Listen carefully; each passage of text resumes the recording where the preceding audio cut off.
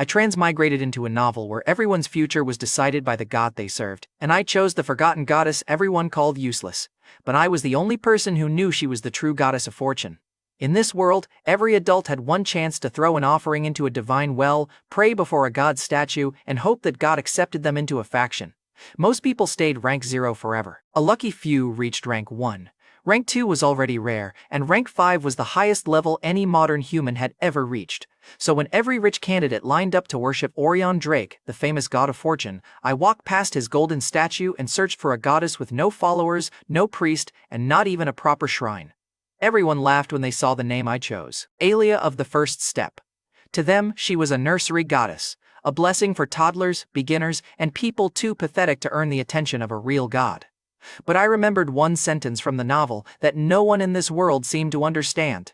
Gold was not fortune. Gold was only what remained after fortune had already turned. When I first woke up as Dorian West, I did not feel like a man chosen by destiny. I felt like a guy who had lost a fight with a hardwood floor. My face was pressed against cold boards. My mouth tasted like blood and stale instant noodles. My right hand was wrapped around a cracked phone with one ugly notification glowing on the screen. Faction trial registration. 3 days remaining. Below that was my bank balance. $18.42. I had transmigrated into a supernatural novel, and my starting equipment was a headache, a dying phone, and enough money to buy lunch if I had no self-respect. Beautiful.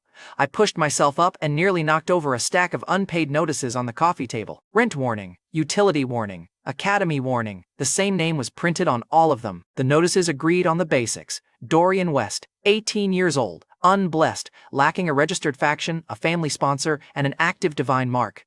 In this world, that was not just embarrassing, that was social execution with paperwork. The memories came in broken chunks, mine, his, and the novel's plot, all crammed into my skull like someone had dumped 3 hard drives into a blender. I remembered dying. I remembered reading the novel. I remembered this city. And I remembered that Dorian West was not the hero. The real protagonist was Carter Blaine, the golden boy, the chosen one, the man who would eventually kneel in front of Aureon Drake, receive a blessing from the famous god of fortune, and rise so fast that every rich family in America would start pretending they had supported him from the beginning. Very inspiring. Unfortunately, I was not Carter Blaine. I was the broke idiot 3 days away from the faction trial with $18 and a body that looked like it had survived on vending machine crackers and bad decisions. I dragged myself to the bathroom mirror. The guy staring back at me had tired gray eyes, messy black hair, a bruised jaw, and the haunted expression of someone who had just realized rent was due in 2 worlds. I touched the cut near my mouth and winced.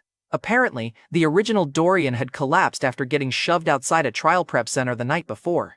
He had not been murdered or poisoned, he had been humiliated hard enough that his body gave up and handed me the keys. Rude, honestly. My phone buzzed again. Mandatory candidate orientation, Central Divine Cathedral, attendance required for unclaimed adults.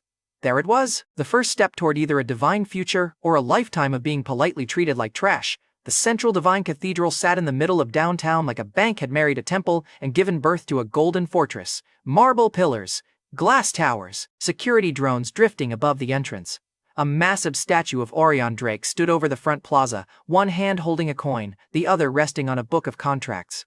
Subtle. Hundreds of candidates filled the plaza. Some wore tailored suits, some carried velvet boxes, some had family priests walking beside them, whispering last-minute prayers like divine customer service representatives. Then there were people like me, cheap shoes, worn jacket, no sponsor badge, offering pouch so light it was basically decorative. Near the stairs, a woman clutched a silver bracelet in both hands while her son stood under a scanning arch. The boy looked about my age. His face was pale, his lips pressed tight, trying not to cry in public. A cathedral clerk took the bracelet, placed it into a golden tray, and lowered it into the offering well beside the entrance. The well glowed for half a second, then went dark. The scanner above the boy's head chimed, rank 0. The mother made a sound I still remember. Not a scream, something smaller and uglier, like her chest had caved in. The clerk did not even blink. Next candidate, he said. 2 guards guided the boy away when he tried to step back toward the well. He did not fight them. Fighting would have made it worse. Everyone knew that. In this world, a god ignoring you was painful. Making a scene after a god ignored you was social suicide with extra seasoning. That was the first real lesson Dorian West's memories gave me. The gods did not need to reject you loudly. Silence was enough. Inside the cathedral, the air smelled like incense, polished stone, expensive perfume, and desperation. 7 main halls branched out from the central atrium, each dedicated to a major faction. The Golden Dominion's hall was the largest, of course. It had a line so long it curled around a marble fountain shaped like falling coins. Other halls belonged to healing, war, law, storm, and death, but almost everyone kept glancing toward Aurion's golden doors, because fortune meant money, contracts, better housing, better schools, better doctors, better everything, or at least that was what people believed. I moved with the unclaimed candidates toward the registration floor. A wall of screens listed trial slots, recommended offering tiers, faction acceptance statistics, and recent blessing results. A sponsored candidate from the Golden Dominion had received rank 2 last week after offering a family deed, 3 corporate shares, and a blessed gold relic. The crowd treated it like holy weather. I looked at my $18.42. Yeah, I was going to need a different strategy. West? The voice came from behind me, bright and smug enough to make my eye twitch. I turned and saw Blake Harrington. I knew him from Dorian's memories before I knew him from the novel. Rich family, Golden Dominion loyalist. Hair styled like he tipped his barber in blood diamonds. Smile sharp enough to file taxes with. He looked me up and down, lingering on my old shoes and the cracked phone in my hand. Blake said, "I thought you dropped out after last night." There it was. Bruised face, cheap clothes, no sponsor badge. He did not need to know my bank account to smell poverty. Rich kids develop that sense early. It is like echolocation, but for people they want to step on. I gave him a tired smile. I tried, but suffering builds character. That is what I am advertising anyway. His friend Trent Bishop snorted behind him. Trent was bigger, louder, and had the thoughtful expression of a man who believed doors were puzzles. Blake's gaze flicked to my empty offering pouch. "You're really registering?" Blake asked. "With what? Loose change and a heartfelt apology?" A couple candidates nearby laughed. I wanted to say something clever. Instead, my stomach growled. Timing. Beautiful. Trent laughed harder. "Damn, West, even your organs are begging." I looked at him and said, "At least one part of me has ambition." That got a few surprised chuckles. Not a victory, more like slapping a bear with a napkin, but I took what I could get. Blake raised a polished black case in one hand. Inside, resting under glass, was a small golden scale engraved with Aureon Drake's symbol. "My family prepared a proper offering," he said. "A prosperity relic from a registered Golden Dominion auction. Certified. Blessed. Appraised." He paused to make sure everyone saw it. "Some of us take our futures seriously." I looked at the relic, then at the line of rich candidates holding boxes just like his. Velvet, gold, silver, contracts, property deeds. Little piles of inherited advantage dressed up as devotion, and that was when the system of this world became brutally simple. The poor offered sacrifice, the rich offered inventory. And somehow, everyone called it faith. A bell rang across the atrium. A priest in a gold-trimmed coat stepped onto a raised platform beneath Aurion's statue. His voice carried through the speakers, smooth and practiced. "Candidates, today you stand before the divine order. Your offering is your proof. Your prayer is your request. Your chosen God is your future." He lifted his hand toward the golden hall. "Choose wisely. A strong faction can raise you. A weak faction can bury you." The crowd murmured in agreement. The priest continued. "Once accepted, your faction mark binds you to one divine path. No candidate may serve 2 gods. No candidate may change patrons without release, severance, or death." That last word was delivered very calmly, which somehow made it worse. 1 god, 1 chance, 1 future. That was the rule. And because everyone knew the rule, everyone rushed toward the same few famous gods. Popular gods had followers, offerings, prayers, recognition. Their names were carved into law, money, medicine, war, and media. Forgotten gods had nothing, which meant most people thought forgotten gods were weak because they were useless. I remembered a different possibility. Maybe they were weak because everyone had stopped feeding them. A screen near the altar flashed with tomorrow's featured candidates. Names, sponsor tags, predicted faction matches. One name caught my eye. Carter Blaine. He had no rank yet, no official blessing, just a clean profile photo and a note that he had been recommended for Golden Dominion review. There he was. The novel's golden boy before the gold. For one brief, stupid moment, I considered copying him. Why not? I knew the future. I knew Aurion's faction would dominate the early arcs. I knew the Golden Dominion had money, status, protection, and enough smug confidence to power a small city. Then, I looked at Blake's relic. I looked at the rejected boy sitting by the exit with his mother's empty hands shaking around nothing. I looked at my own offering pouch. Aureon Drake had thousands of candidates today alone. Rich ones, sponsored ones, People bringing enough gold to make my entire apartment look like a trash can with plumbing. If I prayed to him, I would be another broke idiot throwing pocket change into a well already drowning in diamonds. Hard pass. The orientation ended, and candidates rushed toward their chosen halls. Blake passed me with Trent at his shoulder, both heading straight for Aurion's golden doors. Blake glanced back and said, "Try not to embarrass yourself too badly, West. Some gods hate cheap offerings." I answered, "Good thing I'm not shopping for a god with expensive taste." He laughed because he thought I was coping. To be fair, I was coping. I was coping professionally, but my feet turned away from the Golden Hall. Dorian West's memories told me the old church registry was on the second floor, where candidates could search minor shrines, retired divinities, household gods, and other divine leftovers no one with a decent sponsor would touch. The place was almost empty. An old clerk sat behind a glass divider, half asleep beside a terminal. He looked up when I approached, saw my lack of sponsor badge, and immediately looked bored again.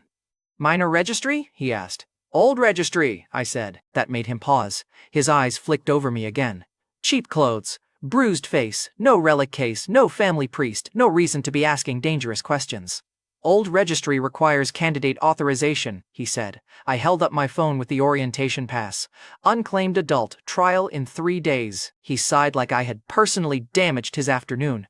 Search terms? My mouth went dry, because this was the moment, the first real step off the road the novel wanted me to follow. I could still turn around. I could still go downstairs, stand in Aurion's line, offer my pathetic little savings, and pray the famous god of fortune noticed me for half a second. Maybe I would get rank 1. Maybe nothing. Maybe the well would go dark, and I would become another quiet failure escorted away by guards. Instead, I leaned toward the terminal and typed the words I remembered from the novel's forgotten margin. "First path." The clerk frowned. The screen flickered. For a second, nothing happened. Then the search results collapsed into a single restricted file buried under 3 layers of inactive shrine records. The clerk stopped chewing his gum. A location appeared first. Lower cathedral level, sealed corridor, unmaintained chapel. Then the file name began loading, 1 letter at a time, like the registry itself did not want to say it out loud. Aelia of the first step. And beneath her name, where a divine title should have been, the terminal displayed only one warning: no active followers recorded. The clerk looked at me like I had just asked directions to a grave. "Kid," he said, voice suddenly less bored, "nobody worships that one." I smiled even though my hands were shaking. "Yeah," I said.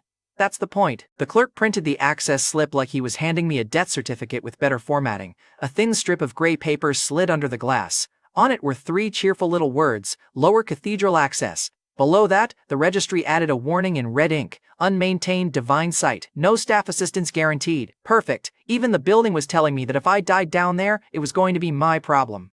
The clerk leaned back and gave me one last look. He seemed tired rather than angry or worried, like he had watched too many idiots mistake desperation for inspiration. He said, "Once you enter a shrine path, the cathedral records it. If you offer and she accepts, you understand what that means, right? 1 god, 1 faction. No takebacks unless someone cuts the mark out of you or you die." I folded the access slip and walked away from the old registry. Every step toward the lower cathedral felt heavier than the last. The Golden Hall was still behind me. Safe, bright, popular, expensive. Aureon Drake's hall had music, priests, velvet ropes, rich families, and enough gold to make a dragon file taxes. Aelia's path had a gray access slip, a warning label, and me. Stunning lineup. I had just reached the side stairwell when someone called out behind me. "West, naturally." Blake Harrington stood near the registry arch with Trent Bishop beside him, still carrying his polished relic case. Blake's eyes dropped to the paper in my hand. "What did you find?" he asked. "Privacy," Trent laughed. "He found a janitor's staircase." Blake stepped closer and caught enough of the printed name before I could hide it. His smile widened. "Oh, this is beautiful." That was never a good sentence from Blake. Blake lifted his voice just enough for the nearby candidates to hear. "Dorian West is going to worship Aelia of the first step." A few heads turned. One guy opened his candidate app, searched the name, and snorted when the result loaded. Trent leaned over his shoulder and read aloud. "Minor domestic blessing. First attempts, beginner guidance, childhood milestones." He looked up at me, grinning. "Bro, are you praying for help learning how to walk?" The laughter spread fast. The sound was small and mean, the kind of ripple crowds make when someone is about to be crushed. Blake tapped his relic case with one manicured finger. "I have to admit, West, I underestimated you," he said. "Most desperate candidates at least throw themselves at a real god. But you? You found a goddess for toddlers." "She has a shrine," I said. She has a file, Blake corrected. Dead things have files. That one landed harder than I wanted it to, because he was not completely wrong. The registry showed no active followers, no priest, no staff, no current offerings. In this world, followers fed gods, prayers anchored them, offerings gave them power to answer. A god no one worshipped was usually a corpse with paperwork, no matter how badly I wanted a sleeping dragon. I tightened my grip on the access slip and started down the stairwell. Blake followed. Trent followed too, because Trent looked like the kind of guy who would follow a fire alarm if someone said there might be punching at the end. By the time we reached the lower cathedral level, I had an audience. A sealed corridor waited at the bottom of the stairs. It was painfully different from the marble halls above, old emergency strips flickering along the floor, a metal gate with a scanner bolted to the side, and none of the gold trim, floating lights, or choir music upstairs. Trent covered his nose. "This is where they keep a goddess?" Blake said. "No, this is where they forget one." I pressed my access slip against the scanner. For a second, nothing happened. Someone behind me whispered, "Rejected by the door, that's new." Then the gate groaned open. Rust scraped against stone. The sound rolled down the corridor like something waking up angry. Nobody laughed for a full 2 seconds. A woman's voice came from behind me. "Dorian." I turned and saw Mira Caldwell standing at the gate. I recognized her from Dorian's memories. Smart, careful, too modest to be untouchable, too visible to disappear. She had the kind of calm face teachers loved because it made them think she was responsible. Mira looked past Blake and Trent, then back at me. "Are you actually doing this?" she asked. "No, I came down here for the smell." Her mouth tightened. Not amused. Tough room. She walked closer and lowered her voice, but the corridor carried sound anyway. "Aelia is inactive," Mira said. "If she accepts you, you could be bound to a faction with no resources, no church support, no missions, no protection, and no advancement path." Blake clapped slowly behind her. "See? Even Caldwell thinks you're being stupid, and she collects charity cases like hobbies." Mira shot him a cold look. "I said risky. You supplied stupid all by yourself." She turned back to me. "You only get one path. If you want to gamble, gamble on something that can still answer." That was the problem. I thought Aelia could answer. I just did not know whether she would answer me. I kept walking. The corridor ended at a crooked wooden door with a cracked plaque above it. "Aelia of the First Step." Instead of gold, a carved statue, or a sacred flame, the door carried only a faded symbol that looked like a single footprint inside an open circle. Blake burst out laughing. "She has a foot logo!" Trent bent over, wheezing. "The divine power of baby steps!" I stared at the symbol. The footprint was what everyone noticed. Simple, weak, almost childish. But the circle around it was not decorative. It had tiny breaks in it, like roads branching outward from the step. Someone had scratched most of them away, but not all. For one breath my headache sharpened. A line from the novel surfaced again. "Every road begins somewhere." I pushed the door open. Dust covered the floor in thick gray sheets. Broken benches leaned against the wall. Dead candles sat on a side table, melted down to ugly lumps. At the far end stood a stone pedestal where a statue should have been. There was no statue, only an empty base and a dry offering, well set into the floor before it. The well was small, round, and lined with dark stone. It held no glow, incense, or trace of prayer.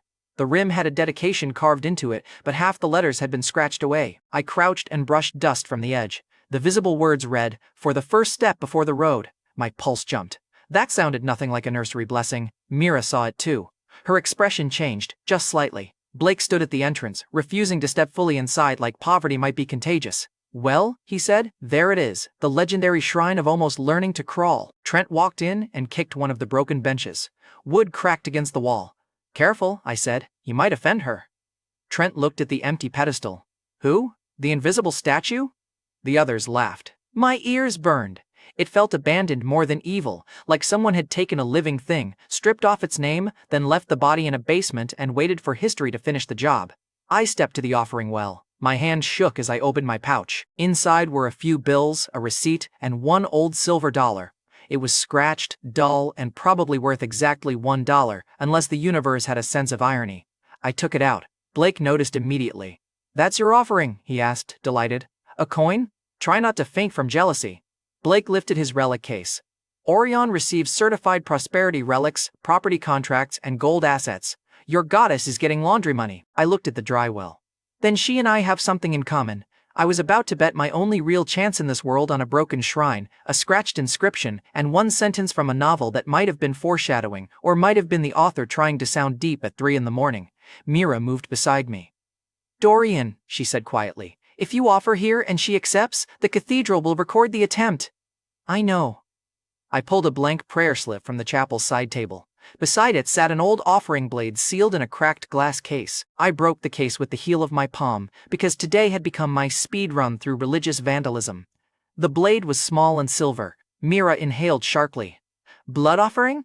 Blake's amusement dimmed. Blood offerings were legal, but nobody casual used them. Blood meant personal risk. Personal risk meant the offering could bite back if the god rejected it hard enough. I pricked my thumb. Pain flashed bright and immediate. A bead of blood welled up. I wrote slowly because my hand was shaking. "To Aelia of the first step, to the first step before the road, to the fortune before gold, I offer what little I have." The chapel went quiet. I could still hear the drip from the ceiling, Trent's breathing, and someone shifting their shoes near the door, but the laughing stopped.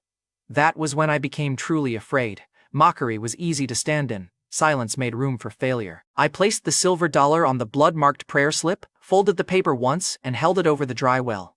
For a second, I saw myself as everyone else saw me.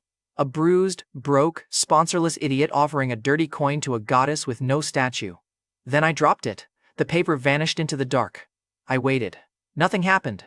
The well stayed dry, the pedestal stayed empty. The chapel gave me nothing, no light, no warmth, not even a polite spark. Trent exhaled first. Then he laughed so hard he slapped the doorframe. "Oh man!" She ignored the dollar. The others joined in. Blake smiled like he had just watched my future get flushed down a basement drain. Mira looked away, and somehow that hurt worse. I stared into the well. "Come on, please!" Blake stepped closer. "Do you want me to call someone?" he asked. "Maybe the nursery goddess only answers if you cry louder." I opened my mouth. My comeback abandoned me. Because beneath his voice, beneath the laughter, beneath the drip of dirty water from the ceiling, I heard something, a small sound, clink. The laughter faltered. The coin had landed. That should have been impossible. The well was maybe 20 feet deep. The coin had been falling for far too long. Everyone stared. Then the sound came again. Clink. Farther away. As if the coin had struck stone, bounced, and fallen deeper. Mira whispered, "That well does not go that deep." The old footprint symbol on the pedestal flickered once. A thin line of black gold light crawled through the dust on the floor, so faint I almost thought I imagined it. Blake took one step back. The room forgot how to laugh. The dry offering, breathed cold air into my face, and from somewhere impossibly far below, a woman's voice rose through the dark. "Who still calls for the first step?" My first answer to the ancient voice was almost, "Me, obviously." Thankfully, terror grabbed my tongue before stupidity could sprint out of my mouth. The chapel had gone wrong in a way I could feel in my teeth. The dust on the floor stopped drifting. The cold air from the offering well wrapped around my face, my throat, my bloody thumb. Behind me, the crowd was still there, but their voices sounded muffled, like someone had shoved the whole room under water. Blake's mouth moved. His mouth produced nothing. That was honestly the most peaceful he had been all day. I leaned over the well, trying very hard not to look like a man who was one heartbeat away from wetting himself in a sacred basement. "My name is Dorian West," I said. "I called for Aelia of the first step." The darkness below the well shifted. It shifted, like something huge had opened one tired eye. The woman's voice returned, thin and distant, but there was steel under the damage. "Aelia," she repeated, as if the name tasted unfamiliar. A small name. A broken name. Who taught it to you? That question nearly killed me. The question merely killed me, though not physically yet. If I answered honestly and said, "Hey, I read about you in a novel before I died," I had a strong feeling the goddess in the murder basement might react badly. Gods probably did not enjoy being told they were side lore, so I lied. Carefully. "I found missing pieces," I said. "The registry calls you a goddess of first steps, but the inscription says, the first step before the road. Aureon Drake is called the god of fortune, but all his prayers are about gold, contracts, and profit. That never made sense to me." A faint black gold line pulsed across the floor. The voice sharpened. "You speak of fortune before gold." My stomach dropped. She had heard that part. I nodded even though I was not sure she could see me. Gold comes after the chance, after the door opens, after someone survives long enough to win. Fortune has to begin before wealth can exist. For a long second, the well was silent. Behind me, Mira's figure stood frozen near the broken benches, one hand half raised like she wanted to pull me back but could not reach through whatever pressure had wrapped around the altar. Blake had stopped smiling. Trent looked like he was trying to decide whether punching a ghost counted as self-defense. The voice asked, "Are you a priest?" "No." "A historian?" "Also no." "A liar?" I swallowed. "Occasionally." The well gave a sound that might have been a laugh if someone had buried it for 1,000 years and dug it up angry. "At least you are not foolish enough to deny it." "Tiny mercy. I would take it." The cold climbed up my arm. The cut on my thumb burned. A thin ring of black gold light curled under my skin, then vanished before it could become a proper mark. The voice said, "Your offering is poor." "Yeah," I said. I noticed. 1 coin, 1 drop of blood, 1 prayer written by a starving candidate with shaking hands. Brutal review, but accurate. The pressure around the well deepened, but the coin carried your last certainty, the blood carried risk, the words carried memory. Small things have weight when they are first. My breathing hitched. First, there it was again. This was not beginner luck or toddler help. First, the point before anything else could happen. I wanted to ask what she really was. I wanted to ask why her statue was gone, why her shrine was rotting under the cathedral, why her name felt like a torn label pasted over something much larger. But the air around my throat tightened before I could speak. The goddess whispered, "Do not pull at sealed doors with bleeding fingers, Dorian West. Some doors bite." Even divine mystery came with a warning label. Cute. I forced myself to stay kneeling. "Then give me a way to survive until I can open them properly." Another pause. This one felt heavier. "You ask for blessing. I ask for a chance." That answer came out before I planned it. The well went completely still. Then the voice said, softer, "A chance, rather than gold, victory, or safety." If I wanted safety, I would be upstairs begging Aureon to ignore me politely. For the first time, warmth flickered inside the cold. It was small, barely there. But it touched my chest like a match struck in a locked room. "Aureon," she murmured. The way she said his name made every hair on my arms rise. It was not simple hatred. It sounded older and uglier, like pain with a crown on it. Then, it vanished. "I cannot give what I do not have," Aelia said. "Followers no longer strengthened my path. Prayers no longer held my name. Offerings no longer filled my well. The world has forgotten the door, so the door is almost gone." That was not the answer I wanted. I wanted her to say, "Congratulations, Dorian. Here is your infinite fortune sheet. Please enjoy being rich and handsome." Instead, I got divine bankruptcy, very on brand for my life. "But," she continued, "you remembered enough to call. You risked enough to be heard. So I will give you one beginning." The black gold line on the floor shot toward me. It struck my chest without impact. For 1 second, I saw nothing but doors. They were possibilities, openings, tiny cracks in events, a man turning his head at the wrong time, a card slipping from a pocket, a lock replaced too recently, a price no one understood, a path that existed only if someone was desperate enough to step on it. Then the vision snapped shut. I fell back on one hand, gasping. A thin crescent burned over my heart, under my skin. It was too faint for a full faction mark, and too strange for the cathedral scanner to read, more like a promise written in invisible ink. Aelia's voice dropped to a whisper. "First chance." The words sank into me. "One favorable opening, one turn of the road. It will not carry you if you stand still. It will not reward cowardice. Risk something you cannot afford to lose, and the path may answer." "May?" I said. "I am forgotten, not generous. Fair, painfully fair." The cold released my throat. The black gold light faded from the dust. Sound rushed back into the chapel all at once. Someone cursed. Someone stumbled. Trent yelped like a dog had bitten him. Blake grabbed the doorframe and tried to pretend he had not almost fallen backward. Mira reached me first. She caught my shoulder before I tipped sideways into the well, which would have been a deeply embarrassing way to die after finally getting divine attention. "What happened?" she asked. I blinked at her. "Good news," she answered. Mira's eyes dropped to my chest, then to my thumb, then back to the well. "Did she accept you?" "I think she gave me a trial version." Blake recovered enough to scoff. "A drafty well and a basement echo," he said. "That is what you people are calling divine response now?" I looked past Mira at him. "You stepped back." Blake's face tightened. "Because the floor cracked." "The floor hurt your feelings?" A couple witnesses made the mistake of laughing. Blake's eyes went cold, and the laughter died quickly. He still had money, status, and a golden Dominion relic. I had a bleeding thumb and a possible basement ghost contract. The social math had not changed that much, yet. A sound buzzed against my hip. My cracked phone. The screen had lit up by itself. For one horrible second, I thought the cathedral had already flagged me for divine misconduct.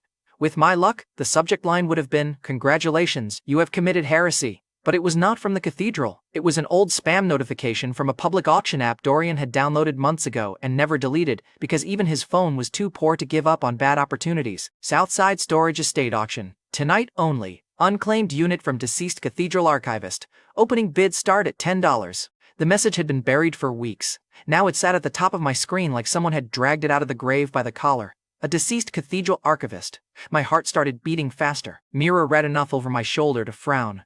You cannot seriously be thinking about going to a storage auction after that.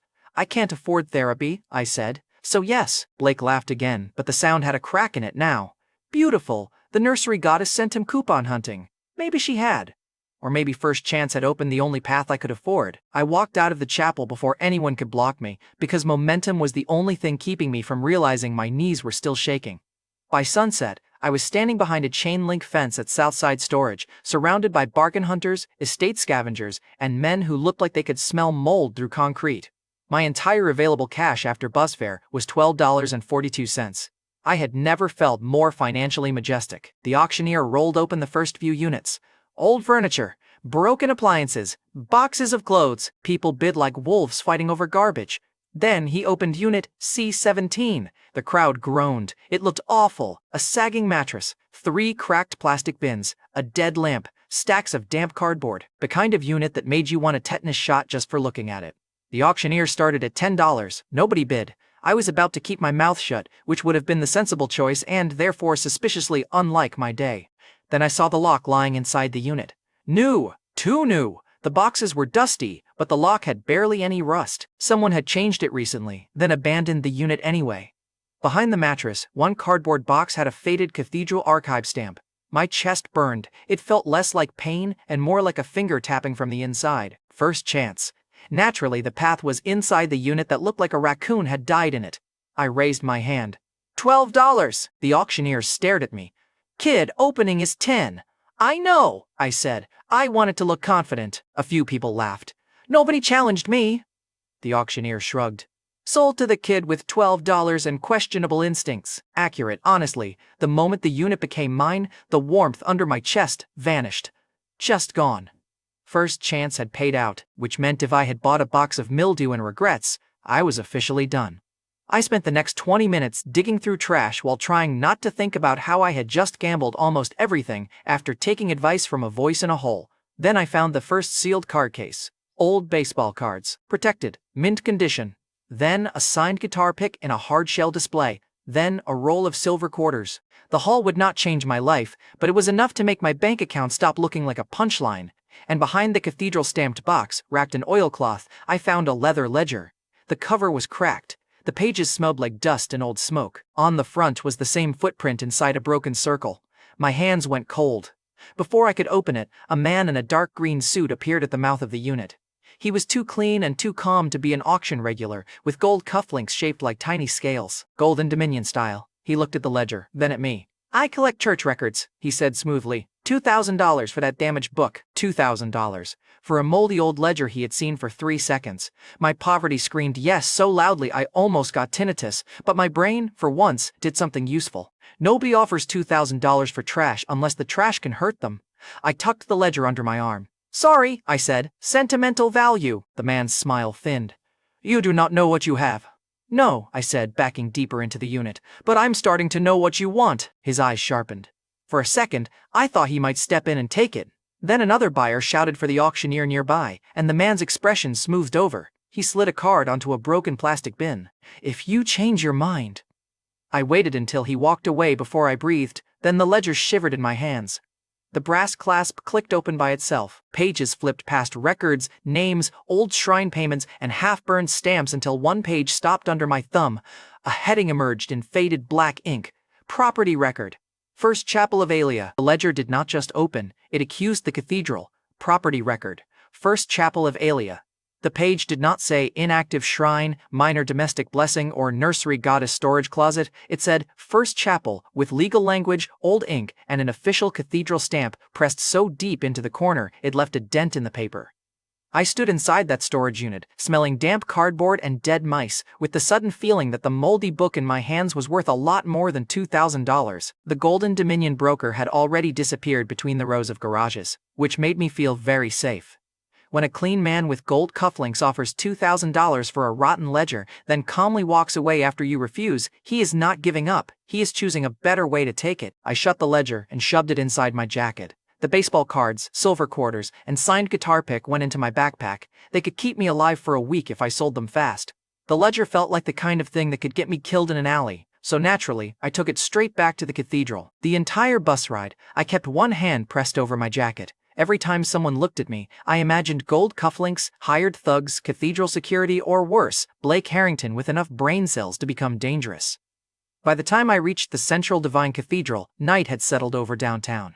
Aureon Drake's golden statue still glowed above the plaza, because of course it did.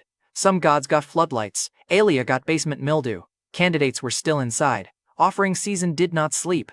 Too many 18-year-olds were trying to buy a future before the faction trial closed its jaws. I pushed through the front doors dirty, bruised, and carrying a stolen-looking ledger under my jacket. The old registry clerk saw me first. His bored expression cracked when I placed the leather ledger on his counter. He looked at the footprint in broken circle symbol, then at me, then back at the symbol. "Where did you get that?" he asked. "Estate auction." His eyes narrowed. "That is a church archival ledger." "Good," I said. "Then you can read it." He did not touch it right away. That made my stomach tighten. People avoided cursed objects, explosive lawsuits, and unpaid restaurant checks with that exact face. Finally, he opened the ledger. The moment his fingers touched the page, the registry terminal beside him flickered. A thin black gold line crawled across the screen. The clerk went very still. The terminal printed 2 alerts: dormant chapel record detected, candidate linked shrine resonance detected. Then the big official verification arch behind him woke up. Its lights snapped on one by one, white, blue, then gold. The clerk whispered, "Oh hell." That was not comforting from a cathedral employee. A chime echoed across the second-floor registry hall. Several candidates turned, then more. Then the entire wrong kind of attention landed on me. The scanner spoke in a calm, artificial voice. "Candidate Dorian West, step into the verification arch." I looked at the clerk. He looked back like he was mentally resigning. "Can I say no?" I asked. The scanner answered before he could. "Refusal will be recorded as attempted concealment of divine status." What a generous policy! I stepped into the arch, the metal frame hummed around me. Pale light swept over my bruised face, old jacket, dirty hands, and the ledger on the counter.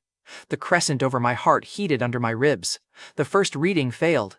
The second reading failed harder. The third reading made the arch buzz like an angry hornet. People gathered fast. And because the universe has excellent comedic timing, Blake Harrington came out of the Golden Dominion Hall at that exact moment. He had a faint gold mark glowing near his wrist. A new faction mark. A small floating display followed beside him. Aureon Drake, Golden Dominion. Divinity rank, 1. Candidates around him were clapping. Blake had the expression of a man who had just been kissed by destiny and was already deciding what expression to use when peasants praised him. Then he saw me inside the arch. His smile sharpened. "West?" he called. "Did the basement goddess finally give you a certificate for crawling?" Trent appeared behind him and laughed. A few people joined in, but not as confidently as before. Some of them had heard the coin fall. "Mockery is easier before the floor starts glowing." The scanner's voice cut through the room. "Unknown divinity detected." The laughter thinned. Blake stopped walking. The arch lights shifted from gold to black gold, deep and cold enough that everyone nearby leaned back. The scanner continued. "Domain classification unstable." The clerk swallowed. Mira Caldwell appeared at the edge of the crowd, probably drawn by the alert. Her eyes found mine. She did not look smug, she looked worried. That was becoming her thing. The scanner tried again. "Domain match found." The air went tight. Then the display above my head lit up. "Unknown divinity detected. Domain, first path and fortune route. Divinity rank, 3. For one beautiful second, the entire registry hall forgot how to breathe. Then it exploded. Candidates shouted. Someone cursed. Someone else said the scanner was broken. Blake stared at the display like it had insulted his bloodline. "Rank 3, Trent said, voice cracking. "From Foot Goddess?" I would like the record to show that I did not laugh. Externally. Internally, I was performing an entire parade. Blake's rank 1 tag hovered beside him, suddenly looking a lot less holy and a lot more embarrassing. I tried very hard not to look at it. I failed. Blake noticed. His face went red. "Impossible," he said. "That shrine is inactive." Mira stepped closer, eyes fixed on the scanner.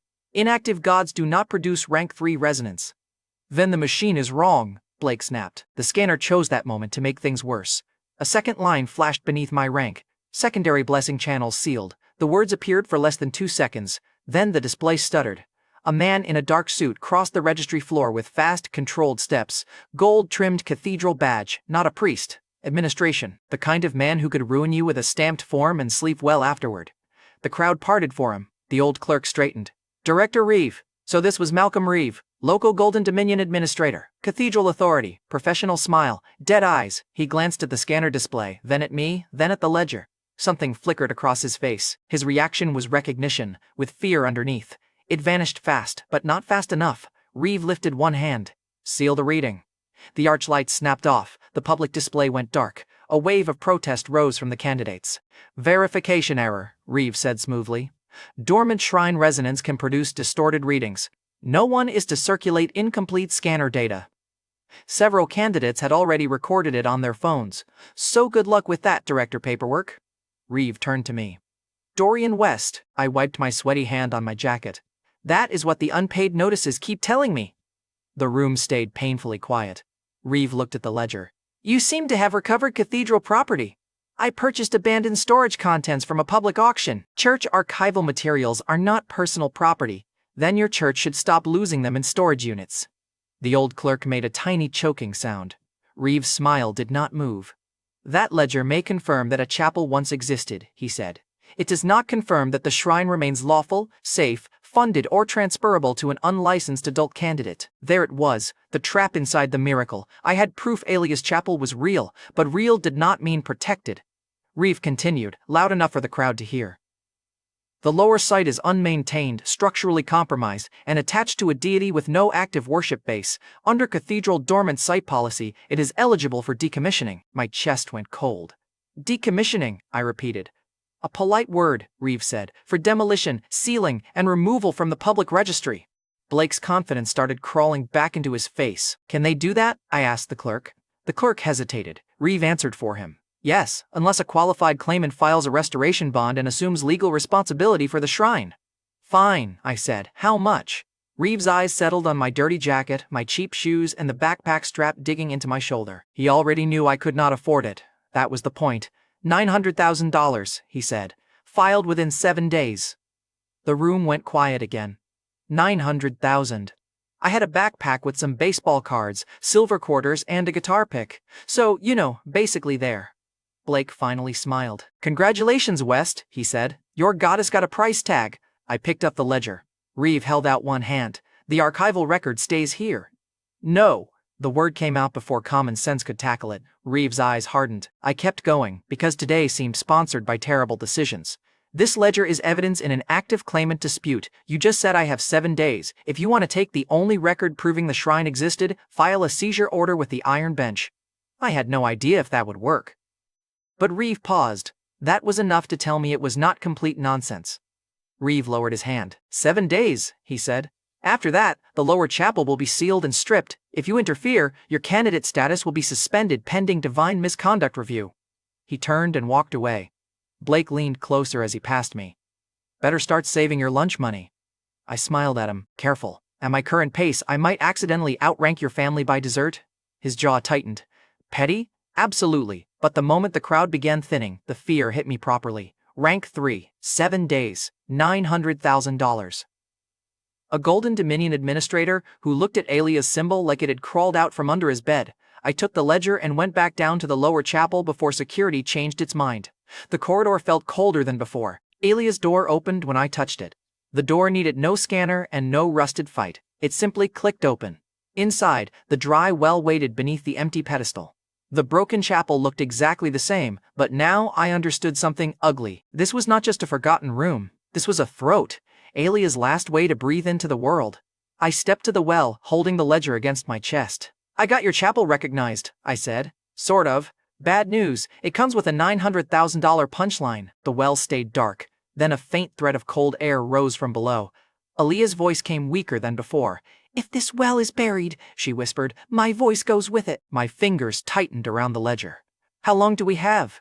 The answer brushed against my bloody thumb like frost. 7 days. The same number Reeve had given me? Naturally, because the cathedral and the goddess had agreed on exactly one thing. I was running out of time. Needing $900,000 in 7 days does something ugly to a man's confidence. I sat on the broken floor of the side vestry beside Aelia's main chapel, the ledger open on my knees, a backpack full of auction junk beside me, and the financial power of a raccoon with a checking account. Baseball cards, silver quarters, a signed guitar pick. So only $897,000 short. Basically solved. Through the open inner doorway, Aelia's dry, well-breathed cold air against my ankles. Her voice came faintly from the main room. Coin is not the only offering. I looked at the empty pedestal. Please tell that to Director Reeve. He seemed extremely coin positive. The cathedral named a price for stone, Aelia whispered. Not for me. That made me stop. I looked down at the ledger again. The page after the property record was not a deed. It was a list of names. The list held ordinary people instead of famous names, donors, or noble families. Elias Reed. First shop opened after fire. Maribel Torres. First child survived winter. Jonah Pike. First step taken after injury. Ruth Bell. First voyage west. Under each name was a tiny mark, the same footprint inside a broken circle, pressed beside old offerings so small they would have made Blake Harrington laugh until he swallowed his own tongue. 2 copper cents. A button. A child's shoe ribbon, a train ticket, a wedding nail, tiny, supposedly meaningless things, except the page trembled under my fingers like those names were not dead ink. Followers? I asked. Memories, Aelia said. Some were mine, some almost were. The world scraped them away. Her voice cracked on the last word. That was when I understood the shape of the problem. Reeve wanted $900,000 because money was the language his side controlled. But Aelia had not answered me because I was rich. She had answered because I remembered the right thing with the wrong amount of money. So maybe the next offering did not need to be bigger. Maybe it needed to be deeper. I spent the next several hours hunched over the ledger like a sleep-deprived grave robber with homework. I copied every name I could read onto fresh prayer slips from the vestry's side drawer. When the slips ran out, I used the back of cathedral notices, old trial pamphlets, and one glossy Golden Dominion brochure I found near the stairs.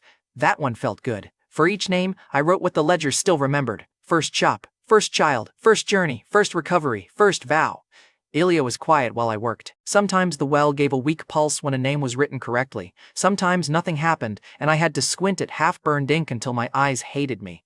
Near midnight, Mira found me in the vestry doorway. She held 2 paper cups of vending machine coffee and looked like she had spent the last 3 hours arguing with herself about whether to get involved. You look terrible, she said. I am cultivating mystery. You have dust in your hair and blood on your sleeve. Advanced mystery. She came inside but stopped short of the inner doorway. Smart. Her eyes moved over the copied names, the silver quarters, the blood-stained prayer slips, and the ledger. What are you doing? She asked. Trying to save a goddess with arts and crafts. Mira did not laugh. I told her the safe version. The ledger proved Aelia had worshippers. The chapel needed restoration. Money was the legal problem, but recognition might be the divine one. I did not mention First Chance, Aureon, or that I was a dead man wearing Dorian West's bad credit score like a costume. Mira listened, then set 1 coffee beside me.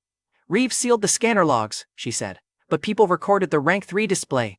Blake is telling everyone it was corrupted basement resonance. Naturally. He also said, your goddess produces mold allergies. That part might be true, honestly. Mira crouched near the pages. If you turn those names into an offering, the cathedral will notice. Good. That was not a warning label you should lick. I looked at her. She sighed. Dorian Reeve did not look confused. He looked like he recognized something. If you make a second abnormal offering, he will move faster. I wanted to say I had a plan. Unfortunately, my plan was a stack of dead names, $7 in quarters, and optimism held together with panic. I know, I said. Mira's expression softened for half a second. Then do not do it alone! Before I could answer, footsteps sounded in the corridor above us. The footsteps were heavy, controlled, and far too synchronized to belong to candidates. Mira's face changed. I grabbed the original ledger! 3 men in cathedral maintenance jackets appeared beyond the broken vestry door. They carried no tools. Their boots were clean. One had gold-scale cufflinks under his sleeve. There it was. The better way to take the ledger? The man in front smiled. Dorian West, Director Reeve requires the return of cathedral archival property. Mira stepped beside me. Do you have a seizure order? His smile stayed polite. No. Then he stepped into the vestry anyway. So much for paperwork. I snatched the copied prayer slips, shoved them into the leather cover, and bolted toward the side aisle. Very heroic. Very graceful. Also, I hit my knee on a broken bench so hard I saw 3 gods and none of them were mine. The first man lunged for the ledger. Mira grabbed a cracked candle stand and swung it into his path. It hit the stone floor with a clang loud enough to wake several dead regulations. "Run!" she snapped. I ran. A second man caught my jacket near the shoulder. Fabric tore. I twisted, slipped halfway out of it, and lost the jacket completely. For one freezing second, his hand brushed the ledger. The leather cover snapped shut on his fingers. He screamed just enough to tell me the book had teeth for people it did not like. I liked it more after that. I sprinted down the side corridor, clutching the ledger and prayer bundle against my chest. Behind me, boots hammered stone. Mira shouted something. A man cursed. The lower gate alarm began wailing. The old access slip in my pocket sparked black gold. The inner wellroom door opened before I reached it. I dove inside. The door slammed behind me with the kind of finality that made my spine applaud and my lungs resign. The men hit it from the other side. Once, twice. The old wood shuddered but held. For now, I stumbled to the offering well and dumped everything onto the floor. Names, coins, prayer slips, the old ledger. My first vow written on the back of Reeves' decommissioning notice because again, I am petty in useful ways. My hands shook so badly I almost dropped the offering blade. I cut my thumb again over the roll of silver quarters. Blood marked each coin in red crescents. "I do not have $900,000, I said to the well. "I have no followers, no priest, no statue, and, thanks to those guys, no clean jacket either." The door shook behind me. "But I have names." The well went cold. I gathered the prayer slips into the leather ledger. The copied names pressed against the property record. The blood-marked coins rolled into the fold like small moons. "I offer proof that you were remembered," I said, "and I offer my first vow as your follower." The hammering outside stopped. That scared me more than the noise. I placed the remembrance ledger over the well. For a second, I hesitated, because if this failed, I was not just broke. I was trapped in a basement with angry men, a dying goddess, and enough legal trouble to make my ghost need a lawyer. Then I let go. The ledger fell into the dry dark. At first, nothing, because every divine miracle in my life seemed to need a dramatic pause. Then the names began whispering from the walls instead of the well. Elias Reed, Maribel Torres, Jonah Pike, Ruth Bell. One by one, the dead candles flared black gold. The broken footprint symbol on the pedestal split open, and around it appeared a wheel of faint marks, most of them sealed shut. One mark lit first, a falling coin. Aelia's voice rose, stronger than before and filled with pain. "If one servant remains," she whispered, "then I was not always alone." A second voice answered from somewhere above the well, bright, rough, and laughing, like someone had just kicked open a tavern door after a century outside. Finally! I was starting to think the whole court had gone bankrupt. A coin struck stone inside my chest. Clink, power flooded through me. The power was black gold instead of Aurion's warm shine, sharp and moving and hungry for openings. A round mark burned beside Aelia's crescent under my skin, but it did not tear away from her. It nested inside the same path, like a smaller door opening inside a larger one. The voice said, "Mavrin Coinfall answers the first call." The chapel floor cracked outward. The men outside shouted. Somewhere above us, the cathedral scanner screamed. A public alarm blared through the lower corridor. Multiple divine signatures detected. Another alarm followed, louder. One god rule conflict suspected. "Oh, fantastic!" I gasped, clutching my chest. "The building thinks I cheated on my goddess." Aelia's voice cut through the pain. "Not separate." The falling coin mark locked into the crescent. "Mine!" The scanner's alarm stuttered. Then a new reading blasted through the corridor speakers. "Candidate Dorian West. Divinity rank updated." The door burst open. Mira stood outside, breathing hard, with 2 security guards and half a dozen candidates behind her. Retreating boots hammered up the stairs. The maintenance men had fled when the alarm brought witnesses. Blake and Trent had arrived too, because Humiliation clearly had a subscription service. Everyone looked at the black gold light pouring out of the chapel. The scanner spoke one last time. "Divinity rank, 4. The corridor went silent. Blake's face turned the color of spoiled milk. I tried to stand, failed once, then managed it by grabbing the edge of the well. The coin inside my chest rang softly, marking an opening rather than victory. Then the cathedral's upper hall exploded with shouting. Panic, not cheering. Heavy doors slammed open above the staircase. Private security flooded in first, then medics in white coats, then a hard-faced man in an expensive black suit. Behind him came a young woman with cold eyes and blood on one sleeve. Between them, on a floating medical stretcher, lay an old man whose skin had gone gray around the lips. The rich had arrived carrying death. Someone screamed, Make room for the Ashford family! The coin in my chest rang again, louder this time, and with my knees shaking and my brand new rank 4 mark still burning, I knew the next opening had just walked in bleeding. The rich do not run unless death is faster than their money. That was my first thought when the Ashford family tore through the cathedral like they owned the marble, the guards, and possibly the oxygen. I was still gripping the edge of Aelia's well, chest burning from a brand new rank 4 mark, when their security shoved candidates aside. Medics in white coats rushed after them, pushing a floating stretcher through the lower corridor. On it lay Henry Ashford. Even I knew that name. Old money, private rail lines, hospitals, shipping contracts. The kind of man whose portrait probably frowned at poor people from 3 different boardrooms. Now he looked like a corpse that had been bullied into breathing for 5 extra minutes. His skin had gone gray around the lips. Black veins crawled up his neck. Every few seconds, his chest jerked like something inside him was cutting another string. The hard-faced man in the suit was Graham Ashford, Henry's son. He walked beside the stretcher with one hand clenched around the rail. "Where is Monroe?" Graham snapped. The young woman with blood on her sleeve had to be Sienna Ashford. Granddaughter. Sharp eyes. Calm face. Terrifying energy.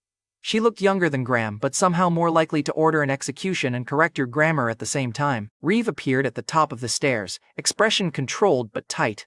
Because nothing ruins a cover-up like a billionaire family dragging a dying patriarch into the same building where your basement heresy alarm is still screaming. "Mr. Ashford," Reeve said, "the cathedral is handling a security incident." Graham turned on him. "My father is dying. Handle that first." Hard to argue with that. A man in a white coat stepped through the parted crowd, silver hair swept back, hands already glowing with soft white light. Dr. Elias Monroe, rank 4 healer of the White Choir. The candidates around me reacted like a celebrity had entered. Even the ones who had just watched me hit rank 4 looked at him with a different kind of respect. My rank 4 was fresh, illegal looking, and smelled faintly of basement dust. Elias Monroe was polished, licensed, and famous. He moved to Henry's stretcher and placed 2 fingers against the old man's throat. His face tightened. "How long has he been like this?" Elias asked. Graham said, "Worsening for 9 days, critical for 2 hours. Sienna added, 3 prior healing attempts failed. 1 Golden Dominion stabilizer slowed the collapse, then shattered." That last sentence made the coin in my chest ring hard enough that I almost flinched. Mavrin's mark did not explain itself. It did not hand me a glowing arrow labeled OBVIAS plot, opportunity. It just struck that invisible coin inside my ribs and expected me to have a brain. Elias lifted his hands. "Clear the area." People moved. I did not, mostly because my legs still felt like cooked noodles. Mira grabbed my arm. "Dorian, move. I am emotionally moving." She dragged me back anyway. White light bloomed around Elias. It was living light, neither candlelight nor scanner glare, pouring from his hands into Henry's chest and wrapping the old man in translucent wings of healing sigils. The crowd went silent. For one moment, it worked. Henry's breathing steadied. The black veins retreated from his throat. Graham's face cracked with hope so sharp it hurt to look at. Then something golden snapped inside Henry's chest. The white light twisted. Elias's eyes widened. Impossible. The healing sigils tore apart like paper in a storm. A burst of white flame punched Elias backward. He hit the floor hard enough to skid across the marble and leave blood at the corner of his mouth. Henry convulsed. The black veins came back darker. The crowd screamed. Graham lunged toward the stretcher. "Father!" Sienna caught his arm. "Don't touch him. The backlash is still active." She sounded calm. Her fingers were shaking. "That was when I saw it. I saw it with the ugly new scent sitting behind my eyes." Around Henry Ashford, there should have been paths, tiny openings, possibilities, a breath that could lead to another breath, a treatment that could buy time, a mistake that could become luck. Instead, I saw cut ends. Dozens of faint black gold threads had been sliced around him, sealed with thin bands of bright gold. They were missing exits, not healing wounds or disease patterns. Henry's body was a house on fire with every door nailed shut. My mouth moved before my survival instinct could stop it. "You cannot heal a man whose next beginning was stolen." The entire corridor turned toward me. "Very subtle, Dorian. 10 out of 10. Brilliant." Elias pushed himself up, offended even while bleeding. "Who said that?" I raised one hand weakly. "The basement heretic," Blake muttered. "Naturally." Reeve's eyes sharpened. "Remove him." Graham looked at me. His expression was the kind rich men use when deciding whether to buy something or have it destroyed. "You have 10 seconds, he said. Sienna's gaze dropped to the black gold marks burning faintly through my torn shirt. "Let him speak," Reeve said. "Miss Ashford, this candidate is under review for one god conflict." "And yet," Sienna said coldly, He is standing, while your authorized healer is bleeding on the floor. I stepped closer, ignoring Reeves' glare and Elias's outrage. That ceremony had been all over the public business feeds in Dorian's memories, mostly because rich people love turning contracts into fireworks. 6 weeks ago, I said, Ashford Holdings signed a Golden Dominion Prosperity restructuring contract. Public ceremony. Aureon's seal. Very shiny, very expensive. Graham's face changed.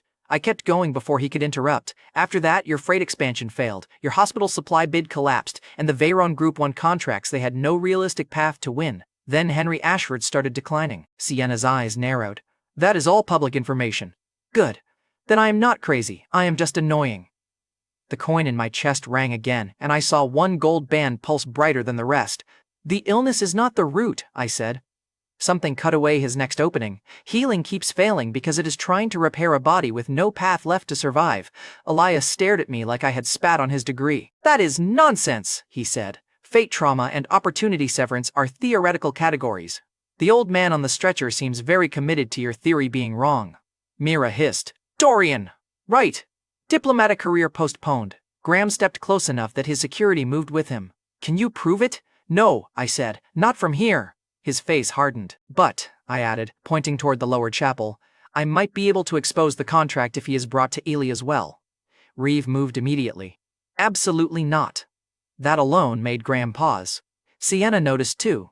She looked at Reeve, then at the corridor behind me, then at Henry. What do you need? A public agreement, I said. If I fail, you lose nothing except the few minutes he may not have anyway. If I succeed, you pay Aelia's restoration bond, protect her shrine from decommissioning, and publicly recognize that her miracle saved Henry Ashford. Reeves' face went pale with anger. This is extortion. No, Sienna said. This is negotiation during a medical emergency. Our lawyers do it prettier. She took out a slim silver contract slate. Her fingers moved fast. Graham watched Henry's chest jerk again. Then he said, do it. The slate projected a contract in pale blue light. Sienna added clauses faster than I could read.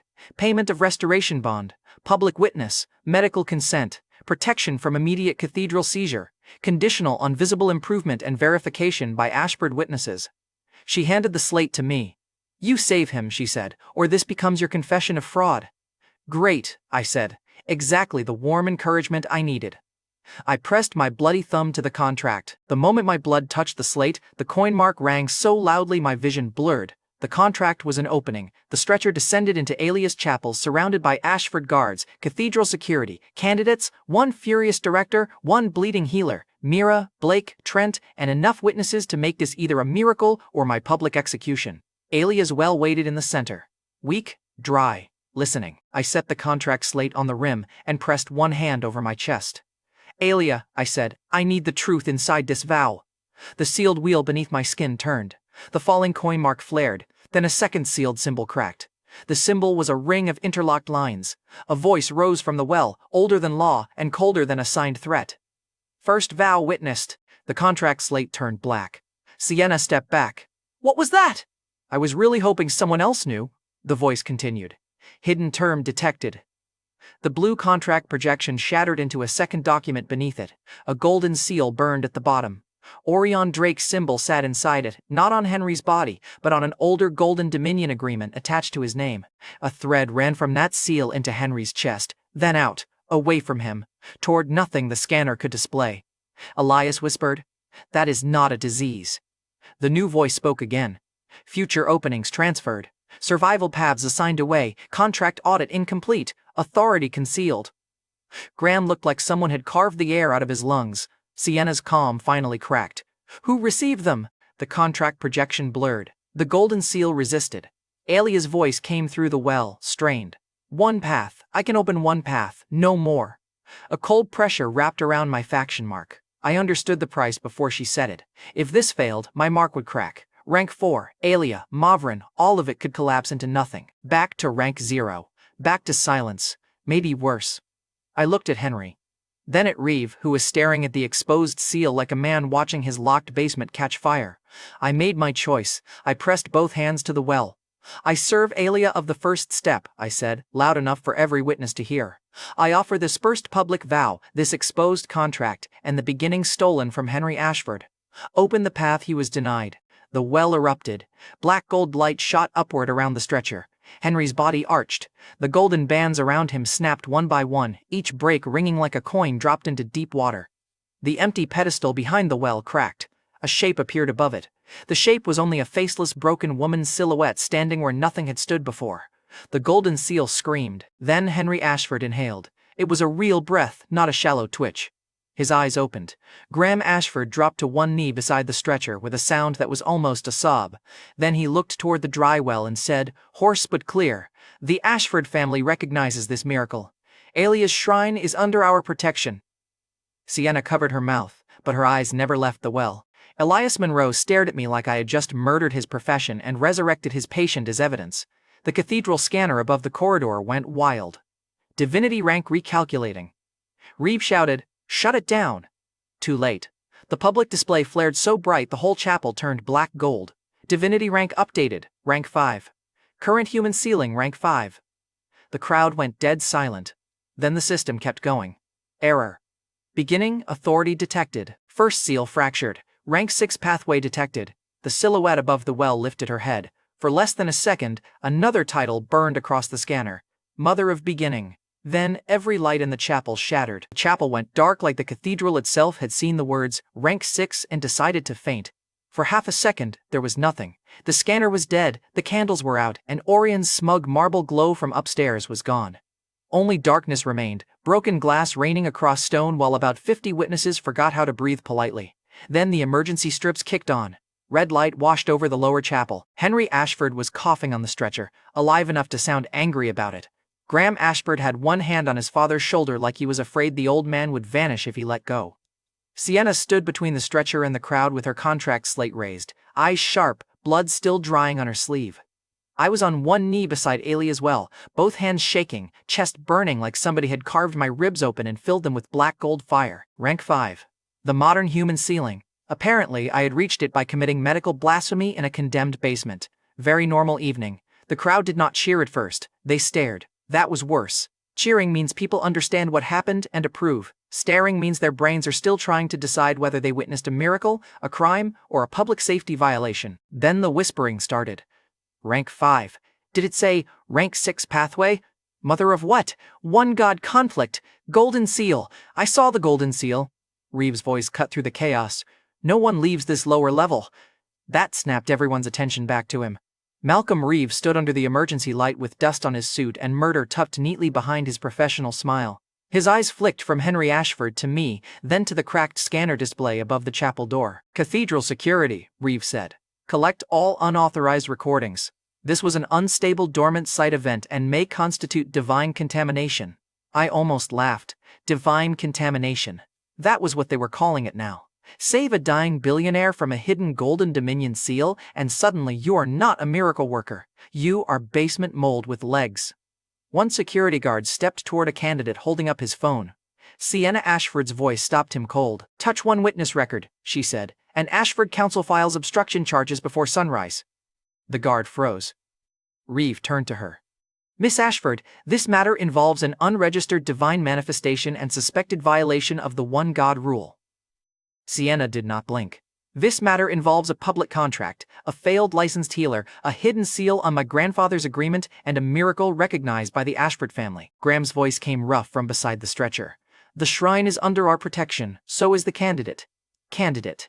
That word felt ridiculous now. 5 minutes ago, I had been a rank 4 basement anomaly with a torn shirt. Now the system had called me rank 5, and I still felt like if someone handed me a sandwich, I might cry. Elias Monroe sat against the wall, one hand pressed to his bleeding mouth. His white choir sigils flickered weakly around his fingers as he stared at Henry Ashford. He looked at me once. There was no mockery in his face anymore, only professional horror. A healer hates nothing more than proof that the body was never the battlefield. Mira crouched beside me and grabbed my arm.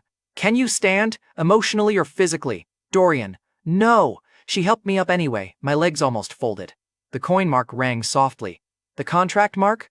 Orion's mark sat colder beside it, like a ring made of law and bad decisions. Under both of them, Aelia's crescent burned steady. 3 channels. 1 path. The scanner had seen multiple divine signatures and panicked.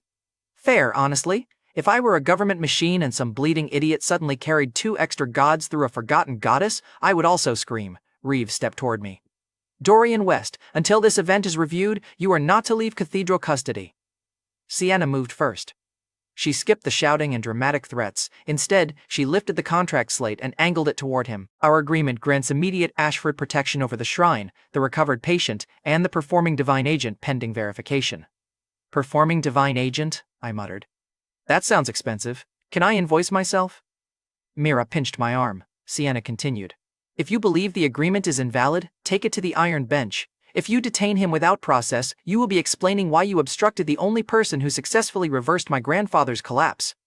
Reeves' jaw tightened. For one perfect moment, the man who had tried to price Aelia's existence at $900,000 looked like he had swallowed the bill.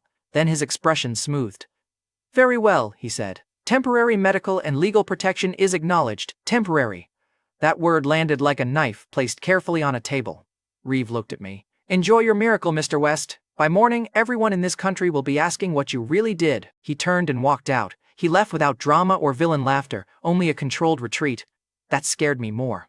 People who scream are trying to win the room. People like Reeve leave the room to find a bigger weapon. The Ashford guards formed a wall around Henry, Aelia as well, and me. The crowd was pushed back, but the damage had already been done. Phones had recorded everything before Reeve's order. The rank 5 announcement, the error, the first seal, the rank 6 pathway, the title that flashed for less than a second. Mother of Beginning. I had seen it. Mira had seen it. Sienna had seen it. Reeve definitely had seen it because he had looked like someone opened a coffin and found his boss inside. Henry Ashford stirred on the stretcher. His eyes were open, cloudy but alive. He turned his head toward the well, then toward me. His voice came out cracked. There was a door. Everyone near him went still. Graham leaned close. Father? Henry's fingers trembled against the blanket. Gold on it. Couldn't open it. Couldn't breathe. Then his eyes closed again. The medics moved in, but this time their scanner lights stayed green. Weak, but green. A real breath. A stable pulse. Alive. The sight should have made me feel victorious. Instead, I felt the floor tilt under me. Aelia's voice touched the back of my mind, faint but clearer than before. You opened what was denied. I swallowed. And broke something in the process? The first seal. Right. Love that. Big fan of ominous nouns. Her presence flickered, less like a dying ember now and more like a flame behind cracked glass. Not broken, she whispered. Fractured. Important difference? Yes. Comforting? Not really. Before she could answer, the world above us began to move. It started with the phones. A candidate near the staircase looked down and said, It's already online. Someone else cursed. Within minutes, the chapel became a rumor factory with emergency lighting. Short clips spread faster than security could threaten people. One showed Henry waking. One showed Reeve yelling to shut down the scanner. One showed my rank 5 display. The captions were immediate and stupid. Basement goddess makes rank 5? Aureon contract curse exposed? Multi-god heretic saves Ashford patriarch. That last one annoyed me because it was catchy. By the time Ashford security escorted me to a side chamber near the lower chapel, the Golden Dominion's first statement had already gone out. Sienna read it aloud from her slate, her voice flat. The Golden Dominion expresses concern regarding an unauthorized dormant shrine incident at Central Divine Cathedral. Early evidence suggests divine contamination, scanner instability, and potential violation of the One God Covenant. We urge the public not to draw conclusions from manipulated fragments of footage. I sat on a stone bench with a blanket around my shoulders and blinked at her. Wow, I said. They called me manipulated fragments before I even got dinner.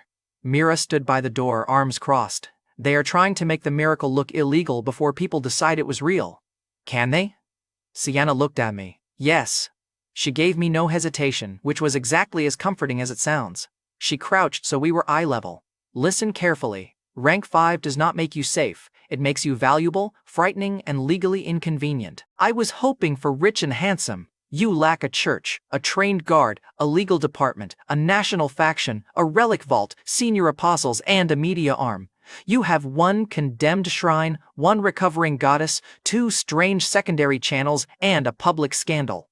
I looked at Mira. She gives pep talks like a tax audit. Mira said, She is right. That was the worst part. Sienna stood. My family will pay the restoration bond and secure the lower chapel under the contract. That buys time. It does not stop the Golden Dominion from challenging Aelia's legitimacy or framing your power as corruption. What about Reeve? He left the cathedral 10 minutes ago, Sienna said. I sat up. He left, transferred authority to higher administration, according to cathedral staff. Translation: the local snake had slithered off to call larger snakes. A pulse of cold ran through my chest. Aelia.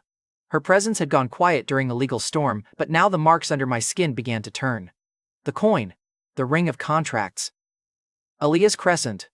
Around them, other sealed symbols I had barely noticed before began rotating like locks searching for keys. One symbol scratched hot under my ribs. A door. The door was awake, though nowhere near fully open. I grabbed the edge of the bench. Mira noticed immediately. Dorian? The side chamber blurred. For one breath, I saw an old place I had never visited, a platform under a rusted roof, tracks swallowed by weeds, names carved into wood, a dark well beneath the floorboards, a road that began where people left everything behind. Then the vision snapped away. I was back in the side chamber, panting. Sienna's hand had gone to a concealed weapon at her hip. Practical woman. What did you see? She asked. A station, I said. Old railway, maybe abandoned. There was another, well... Aelia's voice came through the marks, strained and afraid in a way I had not heard before. The first seal's fracture was loud. Who heard it? The answer came after a pause. Those who buried me. We had upgraded from local administrative murder to whoever buried. A goddess murder. Charming. The door mark burned again. It was calling now, pulling instead of guiding. Aelia whispered, "The second seal is awake." Mira went pale. Second? Sienna's eyes sharpened. Seal of what? I did not answer, because I did not know. Then the corridor outside the chamber went silent. The corridor outside went silent in the way soldiers stop talking when someone more dangerous enters the building. Ashford guards shifted into position. From beyond the door came the measured sound of polished shoes on stone. Slow, calm, unhurried. Aelia's voice dropped to almost nothing. The second seal is calling, Dorian West. The footsteps stopped outside our door. And so, she whispered, is the gold. The door opened like it had been waiting for permission from someone richer than us. There was no knock or warning, only one smooth click, and every Ashford guard in the side chamber raised a weapon at the same time. A man stood outside in a charcoal coat with a gold pin at his collar and the calm expression of someone who had never once rushed, because the world usually moved out of his way first. He looked maybe 35, maybe 50. Rank 5 people had that annoying polished quality where age became a suggestion for poor people. His hair was black with one silver streak near the temple, his gloves were dark leather, his eyes were pale gold, they were naturally gold, which was worse than glowing. Aelia's mark went cold inside my chest. Mavren's coin stopped ringing, Aureon's contract ring tightened like a noose. The man smiled at the weapons pointed at him. Please lower those before someone embarrasses themselves.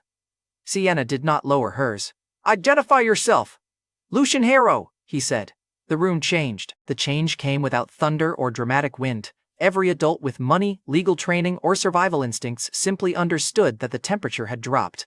Even I knew the name from the novel, Lucian Harrow. Veteran rank 5 apostle of the Golden Dominion, one of Aureon Drake's highest living followers, the kind of man who did not show up for accidents. He showed up when the accident survived. I tried to stand straighter. My knees immediately submitted a complaint. Lucian's eyes settled on me. Dorian West, you look worse than the video suggested. Good, I said. I was afraid the camera added trauma. Mira made a tiny sound beside me, like she wanted to kick my ankle but respected that I might fall over. Lucian stepped into the chamber. The Ashford guards shifted, but none of them blocked him. That told me everything I needed to know. Rank 5 did not mean equal, it meant capacity.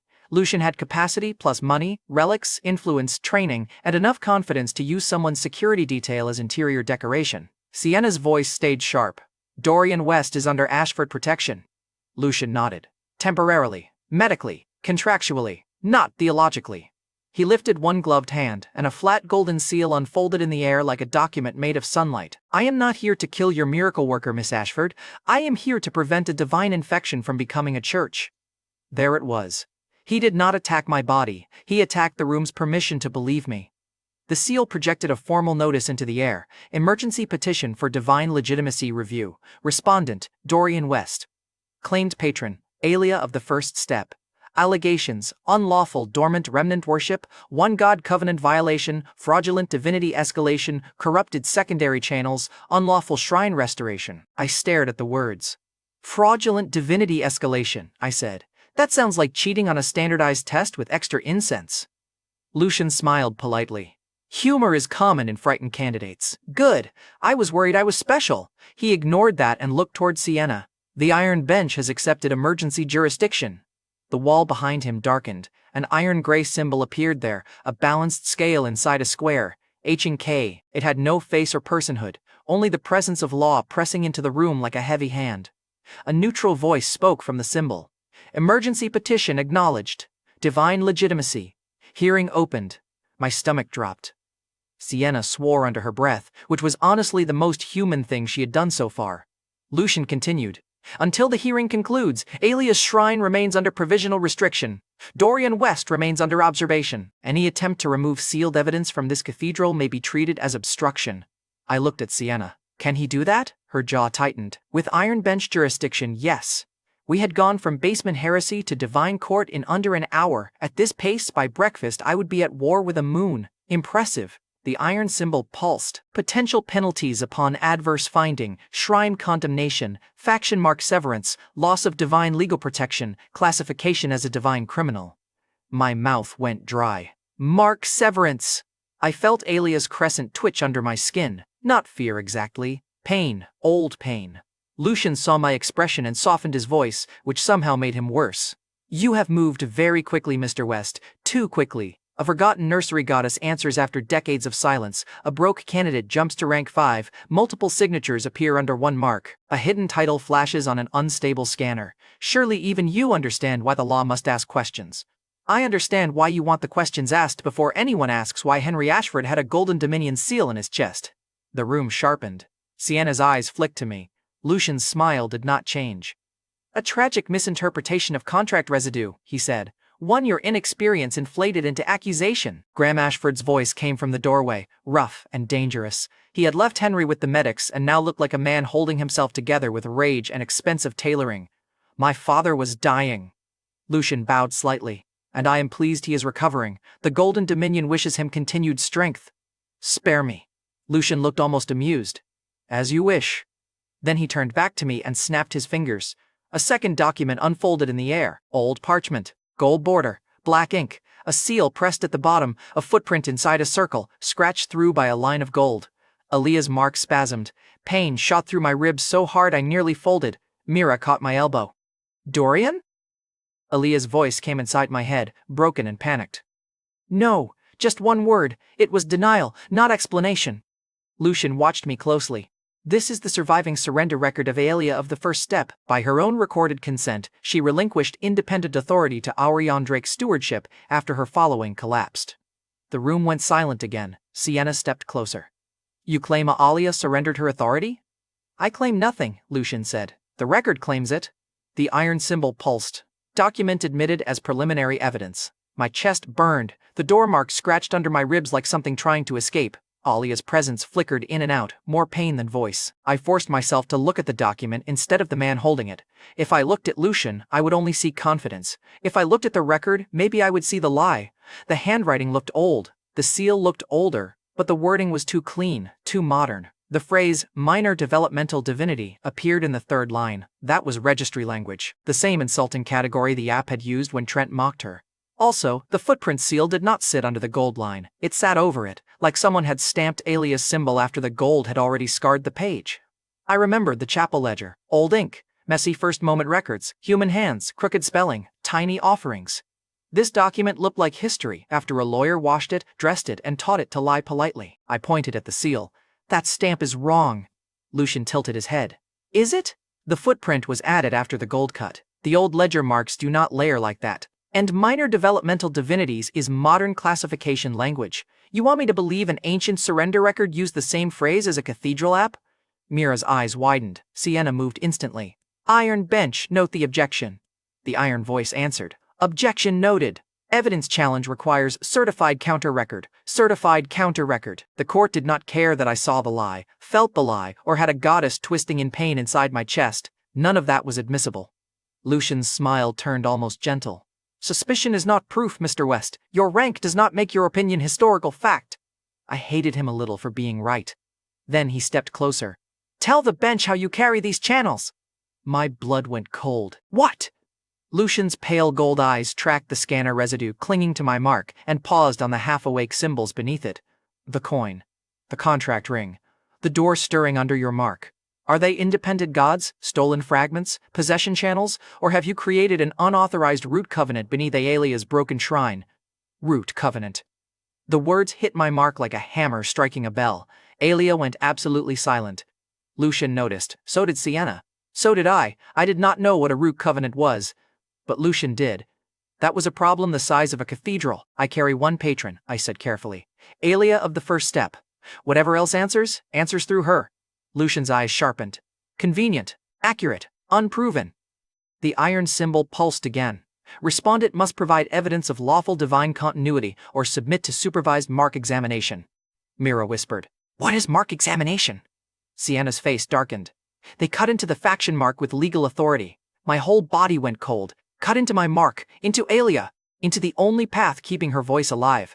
Aelia's whisper returned, faint and strained. Railway. The door symbol burned so hard I grabbed my chest. For a split second the side chamber vanished again. Rusty tracks, a sealed platform, names carved into support beams, a ticket booth with broken glass, under the floor a black well breathing through the boards, and a symbol above it, a door opening into a road. I gasped. Sienna stepped in front of me. He needs medical recovery before any examination. Lucian said. He needs proof. Then give us time to retrieve it. Lucian looked at her. You know what happens if he leaves this cathedral. He will be escorted by Ashford security under iron bench notice. The iron symbol remained silent for 3 awful seconds. Then it spoke. Continuance granted, 24 hours. Respondent may retrieve certified counter-evidence under witness escort. Failure to return will result in adverse inference and warrant for divine custody. 24 hours. To find a station from a vision. To prove a goddess had not surrendered her own existence. To stop Lucian Harrow from legally carving into my soul. I nodded, because collapsing would have been undignified and also probably used against me. Lucian folded the golden document away. Good, he said. Run toward your little railway ghost. He leaned close enough that only I could hear the next words. Every buried god leaves a grave, Dorian West. I am very interested to see what yours remembers. Then he stepped back, smooth as a blade sliding into a sheath. The iron symbol faded from the wall. The door mark under my ribs pulsed once more. This time, the vision came with direction. West side of the city, abandoned rail district, a station swallowed by weeds. And under platform B, something dark opened one eye. Mavrin's coin rang in my chest, warning instead of offering opportunity. Because Lucian Harrow was smiling, and when we left for the railway shrine, the gold would follow. 24 hours sounds generous until a veteran rank 5 smiles like he has just handed you rope instead of time. We left the cathedral before sunrise under Ashford escort, iron bench observation, and enough legal pressure to make my soul itch. I was wrapped in a borrowed coat, still wearing torn clothes underneath, because clearly reaching rank 5 did not include a wardrobe update. Disappointing system. Terrible customer service. Sienna rode in the front of the armored car reading updates from 3 legal feeds at once. Mira sat beside me with a first aid kit, glaring every time I tried to peel the bandage off my thumb. Stop touching it, she said. It keeps bleeding in a suspiciously plot-relevant way. That is not a medical category. Give it time. A small iron-gray orb floated above Sienna's contract slate, silently recording. Iron bench witness device. It followed us because the court wanted proof, not excuses. If we failed to bring back certified counter-evidence, Lucian got to ask for mark examination. Every time I remembered that phrase, my chest tightened. Mark examination meant a blade through the faction. Mark, through Aelia, through me. Behind us, 2 black cars kept the same distance for 6 blocks. Sienna glanced at the mirror. Golden Dominion surveillance. Are they allowed to follow us? They are allowed to exist on public roads. Lovely. I love when murder respects traffic law. The West Side Rail District looked like the city had tried to forget it and mostly succeeded. Warehouses sat with broken windows. Old tracks cut through weeds. A chain-link fence sagged around an abandoned station with half its sign missing. There were no worship banners, cathedral seals, or gold. Only rust, silence, and a platform roof chewed up by weather. My door mark burned under my ribs. Platform B. The moment my foot crossed the fence line, Aelia whispered inside my head. People left from here. I guessed from the train tracks. Not only trains. Her voice had that distant, broken quality again, but something underneath it trembled. Recognition. Fear. Maybe grief. Ashford guards cut the fence lock and moved in first. Sienna followed with the iron bench orb. Mira stayed close enough that if I collapsed, she could look disappointed before catching me. Inside the station, the air smelled like wet wood, oil, and pigeon crimes. The ticket booths were shattered. Benches lay overturned.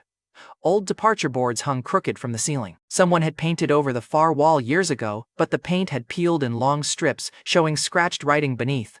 Names. Hundreds of them. The names had been scraped by knives, keys, nails, maybe desperate fingernails. First journey west, first day free, first train after the war, first road without him, first crossing with my child. Mira touched one name lightly. These are prayers. Sienna lifted her slate. To who? The door mark pulsed. I wiped dirt from a support beam until older words appeared beneath the grime. To the mother who opened roads. The station seemed to breathe. Aelia made a sound inside my chest that was almost pain. I stared at the words. They did not call you Aelia. No, she whispered. Mother, Mira said softly. The iron bench orb hummed and recorded the wall. Sienna's expression sharpened. This may count as counter-record if we can establish continuity. Continuity, I muttered. Nothing makes ancient worship sexy like paperwork. Then Mavrin's coin rang once, sharp as a warning. The black cars had stopped outside. We moved fast after that. The pole led us to platform B, where weeds had grown between cracked tiles. A yellow safety line still ran along the edge, faded but visible. Beyond it, old rails disappeared into a blocked tunnel. The door mark burned hotter near the platform's center. There, I said. One Ashford guard pried up a warped board. Cold air breathed through the gap. Beneath the platform was a narrow stairwell descending into darkness, because every important god in this city had been stored underground like embarrassing family furniture. I went first before my courage could consult my common sense. Under platform B, we found a small chamber built around an unregistered offering well. It was not dry like Aelia's first chapel had been. This one held black water so still it looked like polished glass. Around the rim were tiny offerings turned green with age, bent train tickets, boot nails, a soldier's button, a cracked wedding ring, a child's ribbon tied around a rusted key. Above the well, carved into stone, was a door opening into a road. My knees nearly gave out. Sienna held the iron bench orb closer. Dorian? This is it. I found an old ticket in the booth ledger, brittle and half-eaten by damp. First departure. One way, no destination printed, just a blank line where the future should have been. That felt a little too personal.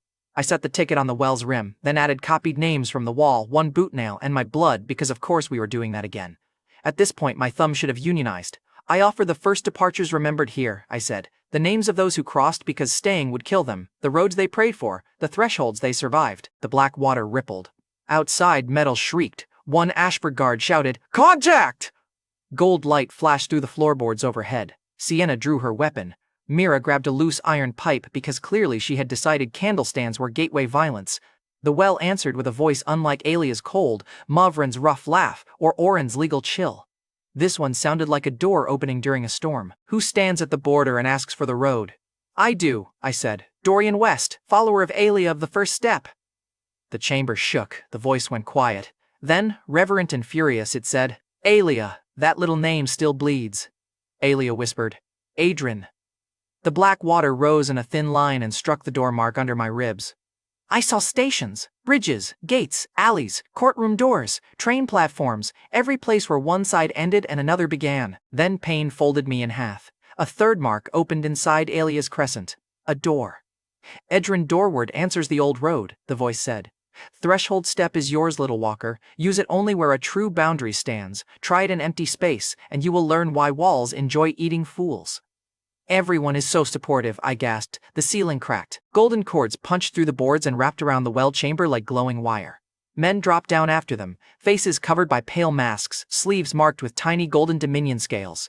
One Ashford guard fired. A gold shield caught the shot and threw him backward into the wall. Sienna grabbed my arm. Can you move us? I got the power 12 seconds ago. Can you move us? I hate reasonable questions. I reached for the new door mark and aimed at the nearest wall. The mark gave me nothing. Edrin's voice barked, Threshold, idiot. Very clear manual, thank you. The masked men advanced. One swung a gold-edged baton at Mira. She ducked, slammed the iron pipe into his knee, and looked mildly surprised when he fell screaming. I decided never to annoy her without witnesses. The platform edge. That was the boundary. I grabbed Mira with one hand and Sienna with the other, then stumbled toward the yellow line above the old rails. A masked man lunged for my back.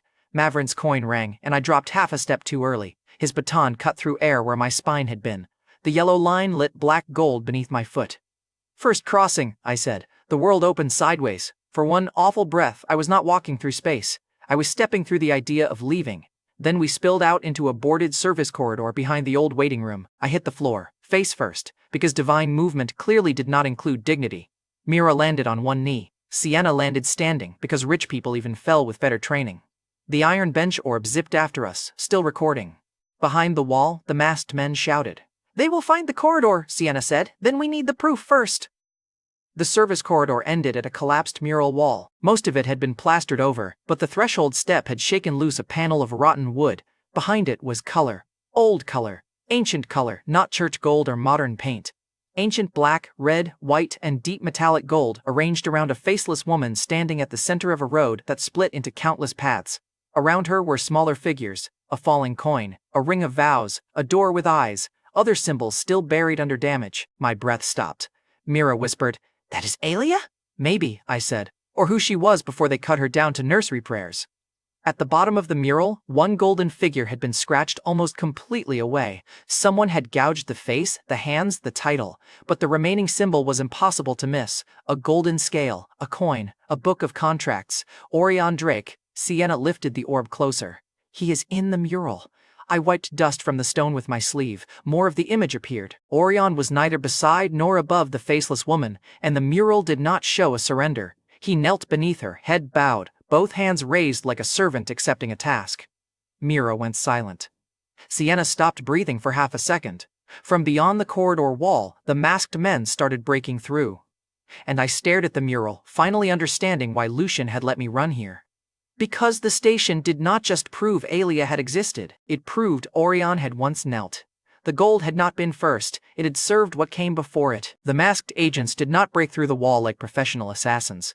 They broke through like men trying to murder evidence before evidence learned how to scream. The first gold-edged baton punched through the rotten panel beside Aurion's kneeling figure and tore a chunk of ancient paint off the mural. Sienna swore. Mira grabbed the iron bench orb like it was a baby with legal authority, and I stared at the damage with the calm inner peace of a man whose entire defense strategy was being beaten with a stick. "Move," Sienna snapped. "I am very emotionally attached to the historic wall." Dorian. "Fine, hate culture. Understood." The corridor behind us had one boarded maintenance door, half rotten and chained shut. A real door, a real threshold. Finally, the architecture decided to be useful. I grabbed the new mark under my ribs. Edrin's power answered like a hinge turning inside my bones. A masked agent shoved through the panel, gold shield flaring around his arm. He reached for the iron bench orb first, not me, which told me everything. They were not here to win a fight. They were here to erase what the court could see. Mavrin's coin rang, and I stepped backward onto the maintenance door's broken frame while pulling Mira and Sienna with me. "Threshold," I said. The chained door opened into somewhere it had no right to open. We fell through cold air and landed inside a dark records room behind the mural wall. Shelves lined the narrow space. Some were ancient wood, some were modern metal. That was the first bad sign. Old history being hidden was one thing. New files being hidden beside it meant the crime had not ended. The iron bench orb bobbed in the air, its gray light sweeping over boxes, sealed folders, dust-covered plaques, and a row of filing cabinets marked with Golden Dominion inventory tags. Sienna stared at the tags. "Those are current issue." "Naturally they are," I said. "Nothing says innocent like storing modern documents inside a haunted railway wall." Mira jammed the iron pipe through the door handles as the agents hit the other side. The first impact bent the frame. "That will not hold," she said. "Good. I was worried we had too much time." Sienna shoved open the nearest cabinet. Inside were folders stamped with polished gold seals. Recent. Community Prosperity Drive. Westward Outreach. Rank 0 Candidate Assistance. Blessing Access Initiative. The words looked kind. Clean. Charitable.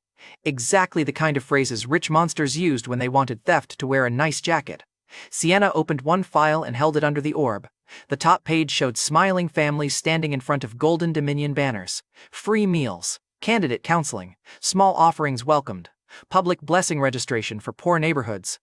Then she flipped to the second page. The columns changed: candidate name, unrealized opening, projected first success, beginning yield, harvest status, redirected pool. Nobody spoke. The agents hit the door again. The pipe bent harder. I stared at the page while my stomach turned cold. Unrealized opening, projected first success, beginning yield. These were not donations or failed prayers. They were measuring what a person might have become before the person ever had a chance to become it. Mira whispered, "What is beginning yield?" I already hated the answer before I knew it. Sienna pulled another file. "It looks like blessing potential, first promotion, first successful business, first scholarship, first recovery, first faction acceptance." Her voice went flatter with every word. "Then the harvested value is transferred into elite prosperity pools." The door shook again. A masked agent shouted from outside, "Destroy the recording unit!" Mira looked at me. "Dorian." I know, but I could not move yet, because I had found Henry Ashford's name. His name sat in a higher folder with black gold tabs, far above the charity files. Targeted transfer case, Ashford, Henry. Status, high-value survival path reassignment. Linked contract, Golden Dominion restructuring. Recipient pool, sealed. The seal resisted the iron bench orb's light, but not enough to hide the pattern. Henry had been a special version of the same theft. Cleaner, richer, better hidden, and if Henry Ashford could be carved up under a formal prosperity contract, what chance did poor rank 0 candidates have at a neighborhood charity drive? Aelia's voice trembled under my skin. "They take the first road." I looked back at the mural through a crack in the wall. Aureon kneeling beneath the faceless woman. Below his damaged image, tiny surviving words appeared where the paint had flaked away. "Keeper of reward after the road." Sienna's orb caught it. Mira read the line out loud, voice shaking. "After the road." I wiped dust from another strip with my sleeve. More words surfaced. "Coin after crossing. Gold after harvest. Prosperity after path." There it was. Aureon had not been the beginning of fortune. He had been what came after fortune succeeded. The receipt. The payout. The shine people mistook for the source because shiny things are very good at seducing idiots. And yes, unfortunately, I included myself in that category. I had almost worshipped him too. The door buckled. Sienna shoved files into a sealed evidence pouch. "We have enough for the hearing." "No," Mira said. Her voice had changed. Her voice had turned personal, which was worse than scared. She stood in front of an open drawer holding one page so tightly the edges crumpled. I saw the name before she said it. Caldwell. Evan. Mira's brother. The file showed a Golden Dominion prosperity drive from 5 years ago. Public outcome, no blessing response, rank 0 retention. Community assistance concluded. The hidden line beneath it read, projected first acceptance, rank 2 technical blessing. Beginning yield, harvested. Redirected to municipal prosperity pool. Mira's face went white. "My brother did everything right," she said quietly. "He studied for 2 years. He had recommendation letters. After that drive, his offering failed. He never got another chance." The room felt smaller. I did not have a joke for that. Some things deserve silence because comedy would just be cowardice wearing a stupid hat. Mira folded the page with shaking hands and placed it under the iron bench orb. "Record it," she said. The orb hummed. Evidence captured. The maintenance door exploded inward. Gold light flooded the records room. The first masked agent charged straight for Mira and the evidence pouch. I moved before thinking, which is how most of my worst ideas entered the world. The room had shelves, door frames, cabinet gaps, the edge between ancient wood flooring and newer metal panels, thresholds, tiny ones, ugly ones, real ones. I grabbed the shelf frame and pulled. Threshold step tore me sideways through a gap between 2 cabinets. I came out beside the agent, slammed into him shoulder first, and sent both of us crashing into a filing drawer. Did it look heroic? Probably not. Did it hurt him more than me? Barely, but I accepted the win. Sienna fired twice. Her shots cracked against gold shields but forced the agents back. Mira swung the pipe at the man nearest the orb with the focused rage of someone who had just found her family's stolen future in a filing cabinet. I grabbed the evidence pouch and the iron bench orb. "We need out!" Sienna shouted. "Find me a threshold that does not lead into more murder!" Edrin's mark burned. The old service corridor had another doorway ahead, half hidden behind stacked crates. Beyond it, I felt open air, tracks, a platform boundary. I reached for Mira. She did not move. "Mira!" She was still staring at the drawer full of names, hundreds of them, maybe thousands. All those futures reduced to yields, pools, statuses, and polite charity language. I grabbed her wrist. "We take what we can carry, then we make them answer for the rest." Her eyes snapped to mine. For the first time since I met her, Mira looked less skeptical than dangerous. "Promise?" she asked. That was a stupid thing to ask a guy who had spent the last 2 days turning promises into supernatural disasters. I answered anyway. "Promise!" Oren's ring went cold. The vow heard me. "Excellent, no pressure. We hit the hidden doorway together." "First crossing," I said. The world folded. We burst out onto the main platform in a spray of black gold sparks, just as the last Ashford guard outside got knocked to one knee by a golden cord. The masked agents behind us tried to follow, but the threshold snapped shut before they reached it. For one beautiful second, I thought we had escaped. That was when every exit of the station turned gold. The tunnel mouth, the fence gate, the broken ticket door, even the gaps between train cars along the siding lit with thin golden lines. The masked agents had not done that. It was too clean, too complete. A slow clap echoed from the far end of platform B. Lucian Harrow walked out from behind an old signal post, spotless coat untouched by dust, pale gold eyes resting on the evidence pouch in my hand. "Excellent work," he said. "You found the archive." Sienna raised her weapon. "Stand aside. The iron bench recording is protected evidence." Lucian glanced at the orb. "I have no intention of destroying it." That was the worst possible answer. I swallowed. "You knew this was here, parts of it." Lucian looked at the broken station around us with something almost like nostalgia. The old system was inefficient, but not entirely wrong. Mira stepped forward, voice shaking with fury. "You stole from my brother!" Lucian looked at her, and for the first time his smile faded. "No, Miss Caldwell. Your brother carried an unrealized beginning he could not convert. The Dominion reassigned it to a pool that produced measurable prosperity for thousands." Mira's pipe trembled in her hand. "You ruined him." Lucian's gaze moved from her to me. "And then he said the thing that made the whole war stop being about documents. You call it theft because you still believe every beginning belongs to the person born with it." Lucian sealed every exit with gold, and I learned the difference between reaching rank 5 and surviving someone who had been rank 5 long enough to get comfortable with murder. The golden lines across the station did not just block the doors, they owned them. The tunnel mouth, the fence gate, the broken ticket booth, even the gaps between old train cars along the siding, all glowed with thin, perfect light. Every threshold I could have used with Edrin's power had a golden leash wrapped around its throat. Lucian stood at the far end of Platform B, clean coat, calm face, hands folded behind his back like he was supervising a disappointing school trip. "You call it theft," he said, "because you still believe every beginning belongs to the person born with it." Mira's grip tightened around the iron pipe. I felt her wanting to swing. Same, honestly. But my chest was already screaming from Aelia, Mavrin, Aureon, and Edrin all burning in different directions, and Lucian looked like he had slept 8 hours, eaten breakfast, and scheduled my humiliation between 2 meetings. Sienna lifted the evidence pouch. The iron bench orb hovered beside her, gray light flickering against the golden seals. "This evidence is under court witness protection," she said. Lucian glanced at the orb.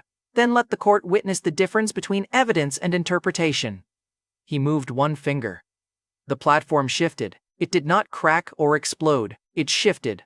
The rotted board under my right foot dipped half an inch at the exact moment I moved. My ankle rolled. Pain shot up my leg, and Lucian crossed 30 feet before I could correct my balance. Mavrin's coin screamed inside my chest. I ducked. Lucian's gloved hand passed over my head and carved a golden line through the air where my neck had been. He used no weapon, only his hand. The rich had learned premium slaving. Adorable. I grabbed the yellow platform line and tried to threshold step sideways. The line flashed gold. Locked. Lucian's knee hit my ribs. The world turned white. I slammed into a rusted bench hard enough to break it in half. The evidence pouch skidded across the platform. Mira lunged for it, but a golden cord snapped around her ankle and yanked her down. "Mira!" I shouted. Sienna fired 3 shots. Lucian did not even look at her. Each bullet bent away by a few inches and buried itself in the wooden platform behind him. That scared me worse than a shield. A shield meant defense. This was timing itself, politely betraying us. Lucian walked toward me. "Rank measures capacity, Mr. West, not mastery." I coughed, tasted blood, and pushed myself onto one elbow. "That feels like something you practiced saying in a mirror." "I have said it to many young apostles. Did they all hate you?" "The living ones learned." The golden cord around Mira's ankle dragged her toward the track edge. She dug the pipe into the boards, teeth clenched, refusing to scream. Sienna dove for the evidence pouch, but the gold seal around the station pulsed and the iron bench orb flickered. "Transmission obstructed," the orb announced. Lucian looked mildly pleased. "The station is under Dominion containment. Nothing leaves until I decide the legal shape of what you found." Aureon's ring went freezing cold. A line of invisible law unfolded over the platform. It was not exactly a document. It looked more like the skeleton of a claim. I saw it for 1 second. Old railway property, abandoned civil crossing, emergency Dominion containment, derivative authority claimed under Aureon stewardship, the same lie wearing another suit. "He's using the surrender record to claim the station," I gasped. Sienna's eyes snapped to me. "Can you break that? I'm taking suggestions from the gods currently living in my ribcage." Aureon's voice rose like a contract being opened with a knife. "Counterclaim requires witnesses." Lucian tilted his head. He heard enough to understand I had noticed something. Then he stepped on my wrist. The pain was immediate and humiliating. Bones ground against wood. My fingers spasmed open. The black gold marks under my skin flashed, and Lucian's gold pressed down over them. Aelia's crescent flickered. For 1 horrible second, her voice went faint. Lucian leaned down. "This is why mark examination is necessary. You are carrying a structure you do not understand." I tried to answer with something cool. What came out was a strained, "Your shoe is very committed." He pressed harder. The crescent cracked with a sharp sound only I could hear.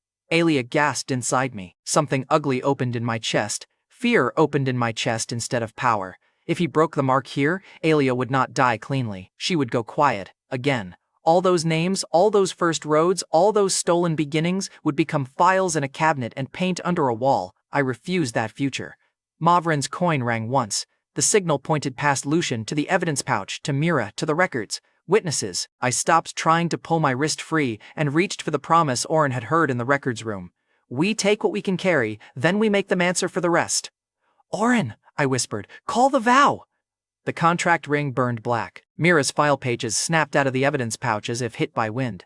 Evan Caldwell's name flashed in gray light from the iron bench orb. Then another file opened. And another. Hundreds of names spilled across the platform in projected lines. Rank 0 candidates, failed offerings, harvested beginnings, redirected pools. Mira looked up from the edge, eyes blazing. Sienna understood first. She grabbed the orb and shouted, "Iron Bench, recognize all named parties as potential harmed witnesses in a contested divine theft record." The orb stuttered under the gold interference. Lucian's expression finally sharpened. "Careful, Miss Ashford." Sienna's smile was all teeth. "Careful is what people say when they are afraid the procedure works." The railway well beneath platform B answered. Black water surged up through the cracks between boards, rising in thin lines like ink finding old grooves. The carved names on the beams began to glow. Traveler names, victim names, victim names. People who had prayed for first roads. People whose first roads had been stolen before they ever reached them. Aelia whispered, "They do not need to kneel." I understood. They were witnesses, not followers. I slammed my free palm against the platform. "I call every beginning taken here," I said. My voice shook, but it carried. Every first acceptance, first recovery, first shop, first road, first chance, first life that got turned into someone else's prosperity. Lucian lifted his hand. Golden pressure crashed down. My vision blurred. The boards around me splintered. The mark on my chest burned like a brand, but the names kept glowing. One by one, voices rose from the station. They rose as quiet, almost inhuman echoes. A boy whispering that he had studied. A woman saying she had saved every dollar. A mechanic asking why his blessing never answered. Evan Caldwell's name burned bright enough that Mira sobbed once and then covered her mouth with her fist. Lucian's containment lines wavered. Only a little. But against him, a little felt like surviving a car crash by annoying the car. "Edrin," I gasped. The platform edge under Lucian's foot was still gold-sealed, but the crack between old station floor and newer Dominion containment was not. Tiny, ugly, real. Real, a threshold between truth and claim. I pushed through it. The world twisted sideways. I did not escape. I appeared behind Lucian badly, half falling, shoulder screaming, but alive enough to grab the evidence pouch with my broken hand and kick it toward Sienna. Mira swung the pipe with both hands. She aimed at the golden cord around her ankle instead of Lucian. The cord cracked. Sienna caught the pouch and shoved it into the orb's light. The orb flared iron gray. Witness threshold recognized. Lucian turned. For the first time, he moved fast. Too fast. He struck me in the chest with 2 fingers. My faction, mark nearly split. I heard Aelia scream. Black gold light burst out of my shirt. The coin, the ring, and the door all spun around the crescent as if trying to hold it together with panic and spite. I dropped to my knees. Lucian stood over me, and now his calm was gone. Not completely. Men like him probably paid extra to have emotions removed, but the edges had cracked. "You are wasting power on people who never became anything," he said. I looked up at him through blood and station dust. "No," I said, "you stole the part where they might have." Aelia's presence moved through me. Weak, furious, and no longer alone. The old offering well under platform B roared. The faceless woman in the mural appeared in the air above the station, still broken, still incomplete, but larger than before. Around her, the falling coin, the vow ring, and the door burned black gold. The station shook. The gold seals across the exits fractured into spiderweb cracks. The second seal surfaced beneath the platform as a circle of locked symbols, half hidden in black water and rusted rail lines. It did not open fully, but it cracked. A line split through the seal, and light poured out. The woman's silhouette lifted her face. For the first time, where her eyes should have been, 2 dark shapes opened. The iron bench orb screamed with static. "Partial seal fracture recorded." Lucian stepped back. He was not defeated. Nothing about Lucian was ever that easy. He was repositioning, the kind of step a man takes when the room has become more expensive than planned. Then the cracked seal under the platform projected one line of text into the air. "Beware the child of stolen gold." Every voice in the station died at once. Mira stared at the warning. Sienna lowered her weapon by an inch. Even Lucian stopped smiling. I stayed on my knees, clutching my burning chest, and realized the seal had not warned us about Lucian. It was warning us about someone else. The warning hung over Platform B like the station itself had learned how to threaten people. "Beware the child of stolen gold." Nobody moved. Mira, Sienna, the injured Ashford guards, and even Lucian Harrow all froze, which was rude, because if the villain freezes too, that usually means the warning is above everyone's pay grade. I stayed on my knees with one hand over my chest, trying to keep my faction mark from finishing its dramatic hobby of splitting open. My wrist throbbed. My ribs felt rearranged. My dignity had left during the fight and was probably hiding under a bench. Lucian's pale gold eyes shifted from the warning to the iron bench orb. The orb was still alive. Barely. Its gray light flickered through the golden interference, recording the cracked second seal, the victim names, the witness threshold, and Lucian's very calm explanation that stealing people's beginnings was basically advanced charity with better accounting. Sienna noticed the same thing. She lifted the evidence pouch with shaking hands and said, "Iron bench, confirm live record." The orb sparked. For one ugly second I thought it would die. Then an iron-gray circle opened above the platform, heavy and flat, like a courtroom door made of storm clouds. "Live record confirmed," the iron bench voice said. "Witness threshold recognized. Prosperity dried victim records acknowledged. Golden Dominion containment claim contested." Lucian's face did not panic. Men like Lucian did not panic in public. They only recalculated with better posture. But the gold lines around the station tightened too fast, and that was enough. He was afraid. He was not afraid of me. Let's not get delusional. I was one aggressive cough away from becoming station decoration. He was afraid of the proof surviving. Mira pushed herself upright, one leg still bruised from the golden cord. Evan Caldwell's projected file burned near her shoulder. "My brother's name is in that record," she said, voice raw. "Say it again. Tell the court it was efficient." Lucian looked at her, and for the first time, he did not answer immediately. That silence felt better than any insult I could have thrown. Sienna stepped forward. "The respondent requests immediate verification of recovered worship, railway archive continuity, and victim witness standing." I looked at her. "You make desperate pleading sound expensive. Shut up and keep bleeding dramatically," she said. "It helps. Fair." I had become evidence with a pulse. The iron bench orb turned toward the old offering well beneath the platform. "Verification requires complete witness alignment." Lucian raised one hand. Gold gathered at his fingers, sharper than before. "If you force this," he said, "you will turn an old shrine into a national rupture." I coughed and smiled because clearly my survival instinct had resigned. "Buddy, you built a charity program out of stolen futures. I think the rupture has a pretty strong resume." Lucian's eyes hardened. The gold shot toward the orb. Maverin's coin rang so loud my teeth hurt. I moved without standing. It was less heroic than wounded. Raccoon, desperate, but it moved me. My palm hit the platform crack where black water pulsed beneath the boards, and I shoved every channel I had into that ugly little boundary. Aelia's first path, Maverin's opening, Aureon's witness claim, Edrin's threshold. The gold beam hit the place where the orb had been, but the orb was no longer only above the platform. For 1 second, it existed in every threshold that had witnessed the stolen beginnings, the station gate, the platform edge, the old service door, the file drawer, the well rim, the yellow line where people had left home and prayed not to break.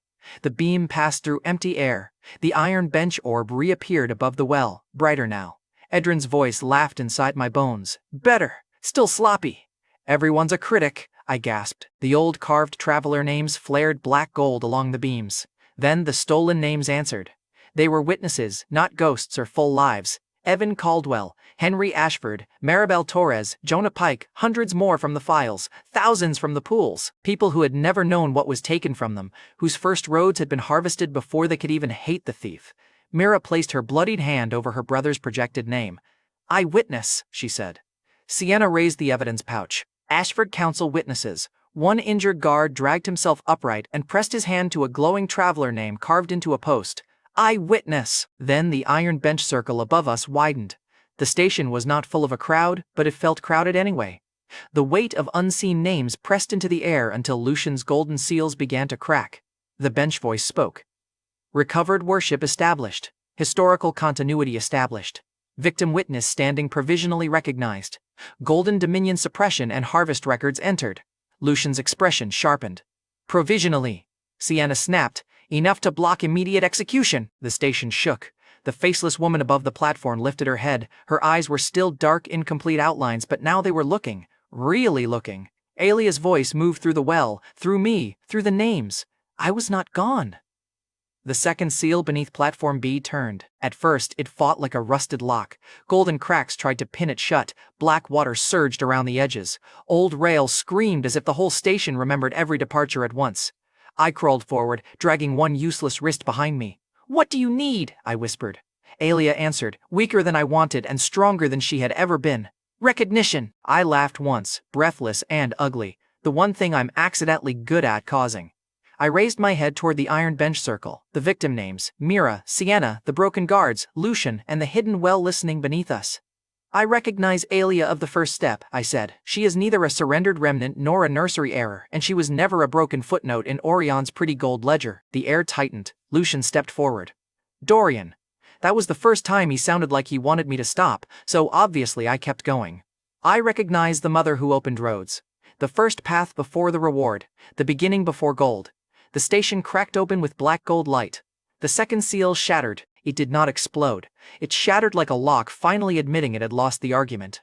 Golden containment lines across the station snapped one by one.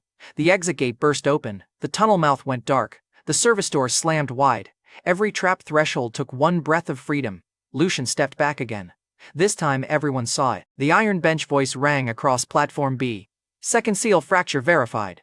The iron bench voice continued. Colder now. "Immediate mark examination suspended. Dominion custody claim at this site denied pending full hearing. Railway archive evidence preserved under iron bench seal." Above the well, the faceless woman's silhouette sharpened.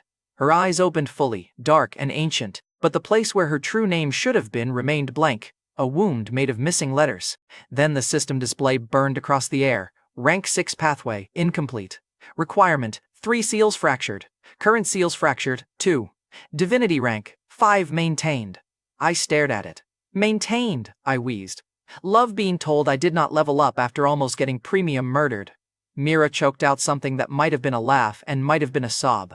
Sienna did not laugh. She was staring at Lucian. "So," she said, voice cold, "will the Golden Dominion be continuing its immediate execution attempt in front of the iron bench?" Lucian looked from the cracked seal to the orb to me. For a moment, the veteran rank 5 apostle of the Golden Dominion looked almost annoyed. He looked less defeated than annoyed. That was terrifying in its own special way. "You have not won," he said. I pushed myself up enough to sit against a broken bench. "I noticed. Winning usually hurts less." Lucian adjusted one glove. "You bought recognition, you bought delay, you bought witnesses." His eyes found mine. "But you also rang bells you do not understand."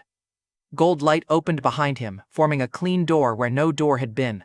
Edrin hissed inside my mark. "Stolen threshold." Lucian stepped backward into it. "Enjoy your little court, Dorian West. The Dominion will answer with a vessel worthy of the gold you insult." The golden door shut. The station exhaled. For 1 second I thought that was the end of the immediate nightmare. Then Aelia's well turned gold. The color was pure gold, arrogant, expensive gold. Every mark under my skin recoiled. Mira stumbled back.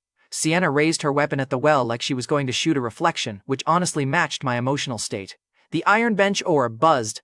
"Unauthorized national offering, well linkage detected." My stomach dropped. Across the station floor, every puddle of black water became a mirror. The railway well, Aelia's chapel well miles away, and thousands of Golden Dominion offering wells across the country linked into one impossible broadcast. A voice filled the station.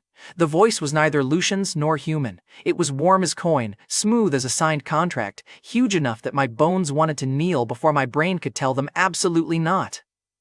"Aureon Drake.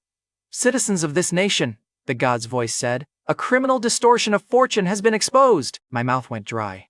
The golden water showed a cathedral I had only seen in novel descriptions. Golden pillars, a massive offering, well-shaped like a sunken crown. Priests in white and gold standing around a circle filled with stolen light. And at the center knelt a young man, dark hair, clean profile, calm face. Carter Blaine. My lungs stopped working.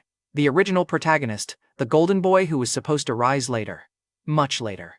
After trials, arcs, rivals, setbacks, the whole heroic buffet. Now he knelt inside a ritual circle while streams of light poured into him from every linked well. That light was beginnings, not simple gold. I could see them now because Aelia had taught my eyes what theft looked like. First acceptances, first recoveries, first contracts, first inventions, first escapes, first tiny impossible turns of fate, stripped from countless people and poured into one body like fuel. Aelia whispered, horrified. That power is cut from the road. Carter's back arched. The golden well behind him screamed. A system display formed above his head. Golden vessel candidate. Artificial divinity stabilization. Rank ascension in progress. I tried to stand. My legs refused. Carter, I whispered. Mira looked at me. You know him? I swallowed the wrong answer. The truth would have been he was supposed to be the hero. What I said was, he was on the candidate board. Aurion's voice continued, louder now. Dorian West, bearer of unlawful beginnings, corrupter of divine succession, enemy of rightful prosperity. The golden broadcast turned away from the nation and toward me. Carter Blaine opened his eyes. They were gold. But behind them, for one flicker, I could not tell whether the person looking at me was Carter, Aureon, or something trapped between them. The display changed. Divinity rank, updated, rank 5. Classification, golden vessel candidate. Target assignment. Dorian West. The third seal inside my mark slammed shut so hard I screamed. It locked instead of cracking or hiding. A black system alert burned across the golden reflection. Golden vessel awakened. Target, Dorian West. Third seal location, locked. Carter's golden eyes stayed fixed on mine through the well. And the novel's intended hero smiled.